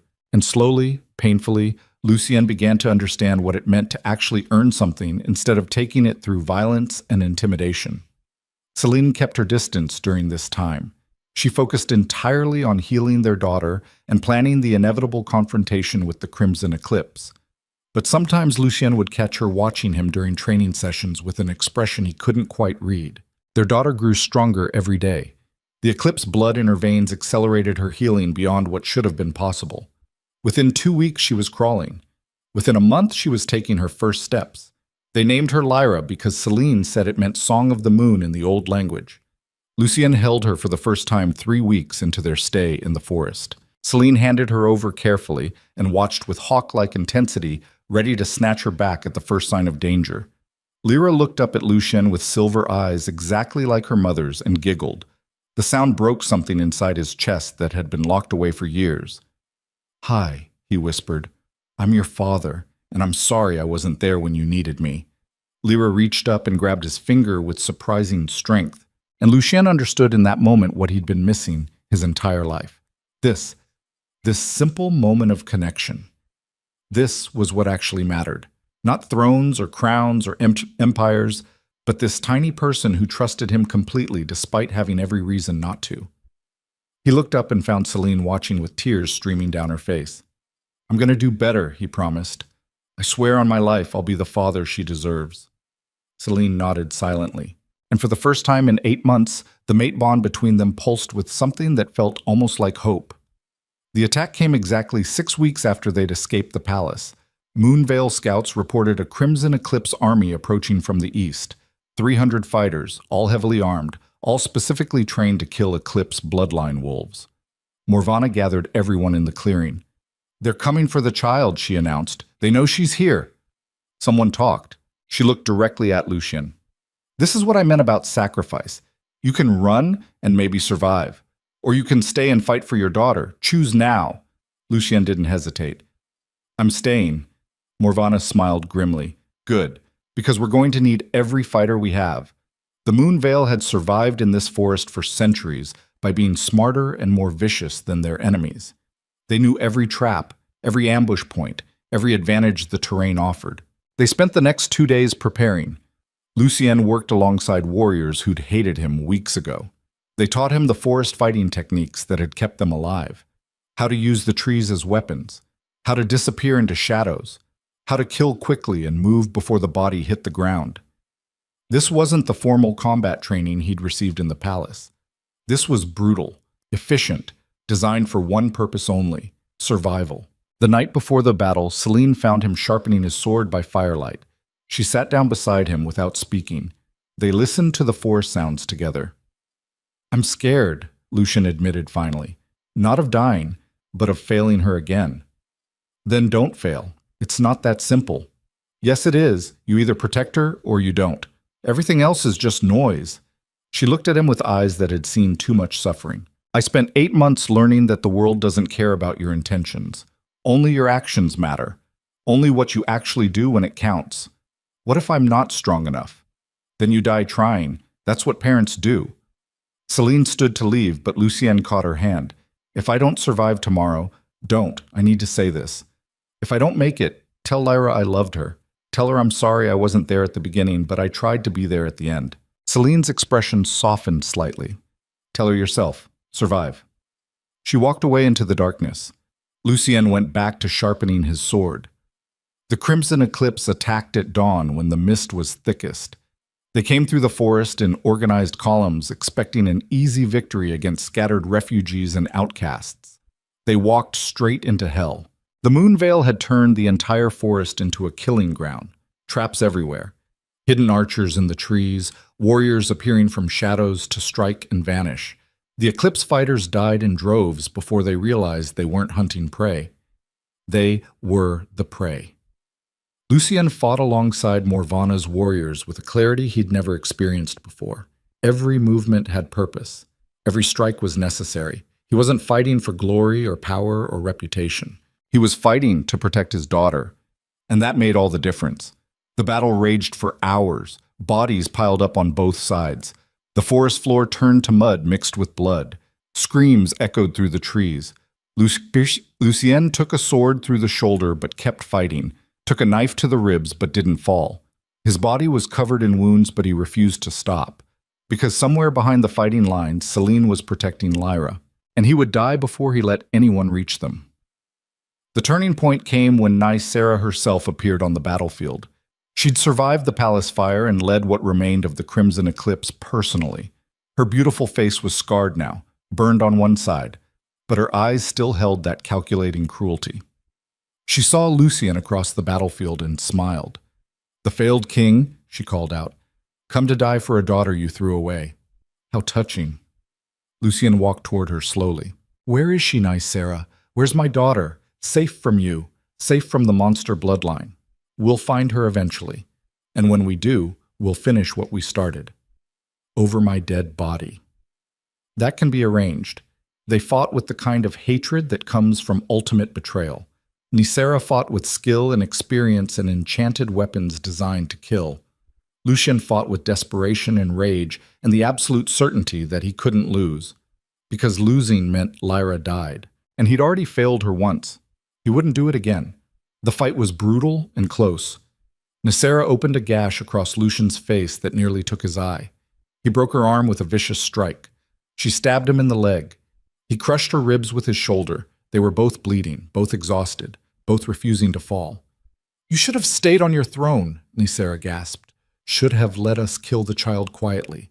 Now you'll watch everyone you care about die." "No," a voice said from behind her. "You won't." Celine stepped out of the shadows in her Eclipse wolf form. Massive, silver, terrifying. Nicera turned to run, but it was far too late. Celine's jaws closed around her throat with finality. The architect of 8 months of suffering died without ceremony. Just another body on the forest floor. The remaining Crimson Eclipse fighters saw their leader fall and broke ranks. Some tried to flee. The Moonveil cut them down. Others surrendered. Morvana accepted their surrender with the understanding they'd be executed if they ever returned. By midday, it was over. The Crimson Eclipse was broken. The Eclipse bloodline had survived. Lucien collapsed against a tree with blood pouring from dozens of wounds. Celine shifted back to human form and ran to him. "Stay with me," she commanded. "Don't you dare die now." Trying not to, he gasped. Morvana appeared with healers who began working on his wounds immediately. "He'll live," she announced. "Stubborn bastard fought like he had something to prove." "I did," Lucien said weakly. "I do." He looked at Celine. "Where's Lyra?" "Safe. Hidden where they couldn't find her." "Good. That's good." His eyes closed. Lucien woke 3 days later in the shelter. His body was wrapped in bandages. Every muscle screamed when he tried to move, but he was alive. Celine sat beside his bed, holding Lyra. "Welcome back," she said quietly. "Did we win?" "We survived." "That's close enough." She handed him water, and he drank gratefully. The Crimson Eclipse is scattered. Most of their leadership is dead. The survivors fled back to the cities. Morvana thinks they won't reorganize for years. And the Empire? Fallen into chaos, according to our scouts. Multiple factions fighting for control. Your throne sits empty. Good. Let it stay that way. Celine raised an eyebrow. You don't want to go back? Reclaim your kingdom? That kingdom was built on cruelty and fear. It deserves to fall. Lucien struggled to sit up. I spent my entire life chasing power, thinking it would make me strong, make me worthy. But all it did was turn me into a monster who hurt everyone I should have protected. He looked at Lyra sleeping peacefully. I don't want that life anymore. I don't want to be that man. Then who do you want to be? A father. If she'll have me. Celine was quiet for a long moment. She deserves to know who her father is, she said finally. Both the man who rejected her and the man who fought for her. Let her decide when she's old enough whether to forgive you. Fair enough? Celine stood to leave, but Lucien caught her hand. What about us? She looked down at their joined hands. I don't know yet. The mate bond is still there. I can feel it. But trust isn't something you can demand. It has to be earned over years. I'll earn it. We'll see. But she didn't pull her hand away. And that was enough for now. The months turned into years. They built a life in the forest that looked nothing like the palace. Lucien learned to hunt and track and survive without servants or luxury. He trained with the Moonveil and earned their grudging respect through consistency and humility. Lyra grew into a fierce child with her mother's determination and her father's strategic mind. She could shift into her wolf form by age 3. By age 5, she could track prey through the forest better than most adults. Celine remained cautious, but slowly the walls between them began to lower. Lucien proved through daily actions that he'd changed. He got up with Lyra when she had nightmares. He taught her to read using books salvaged from abandoned villages. He protected her fiercely, but also gave her space to grow into her own person. And slowly, painfully, Celine began to trust him again. Not the way she had before when she was young and naive and desperate for love, but with the hard-earned trust that comes from watching someone choose the difficult right thing over and over when the easy wrong thing is available. 3 years after the battle, they stood together watching Lyra play with other Moonveil children. She's happy, Celine said. She is. You did that. You helped create this life for her. We did it together. Celine leaned against him slightly. The gesture was small, but it meant everything. I forgive you, she said quietly. Not because you deserve it, but because I'm tired of carrying hate. Lucien felt tears running down his scarred face. I don't deserve it, but I'll spend the rest of my life being worthy of it. I know. They stood together watching their daughter until the sun set over the forest, and for the first time in years, the mate bond between them felt complete. Not perfect, but real. Scarred but strong. Like them. 5 years after the fall, scouts brought word that the empire had stabilized under new leadership. A council of nobles had abolished the monarchy entirely. They were building something different, something based on representation rather than domination. It would probably fail eventually. Most experiments in governance did, but it was better than what Lucien had built. Do you ever miss it? Celine asked. The power? Sometimes, Lucien admitted. Old habits die hard. Would you go back if they asked? No. I left that man in the river the night we escaped. He's dead, and I have no interest in resurrecting him. He looked at her. Everything I need is here. Celine smiled. Good answer. Lyra ran up covered in mud from playing. Papa, she announced. I found a wounded bird. Can we help it? Lucien knelt down to her level. Of course. Show me where. She grabbed his hand and dragged him toward the forest. Celine watched them go with something warm growing in her chest. Love. Not the desperate need she'd felt as a young queen, but the steady certainty that comes from choosing someone every day despite their flaws. Morvana appeared beside her. He's changed, the old woman observed.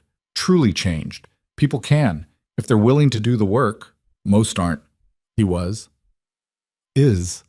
Morvana smiled. Then perhaps there's hope for all of us.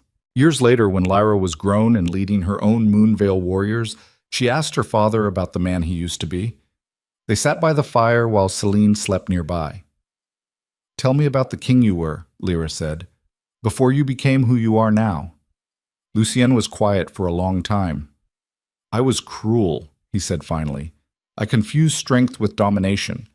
I hurt your mother because I was afraid of appearing weak. I rejected you because I valued power over family. He looked at his daughter. I was everything a man shouldn't be. Why did you change?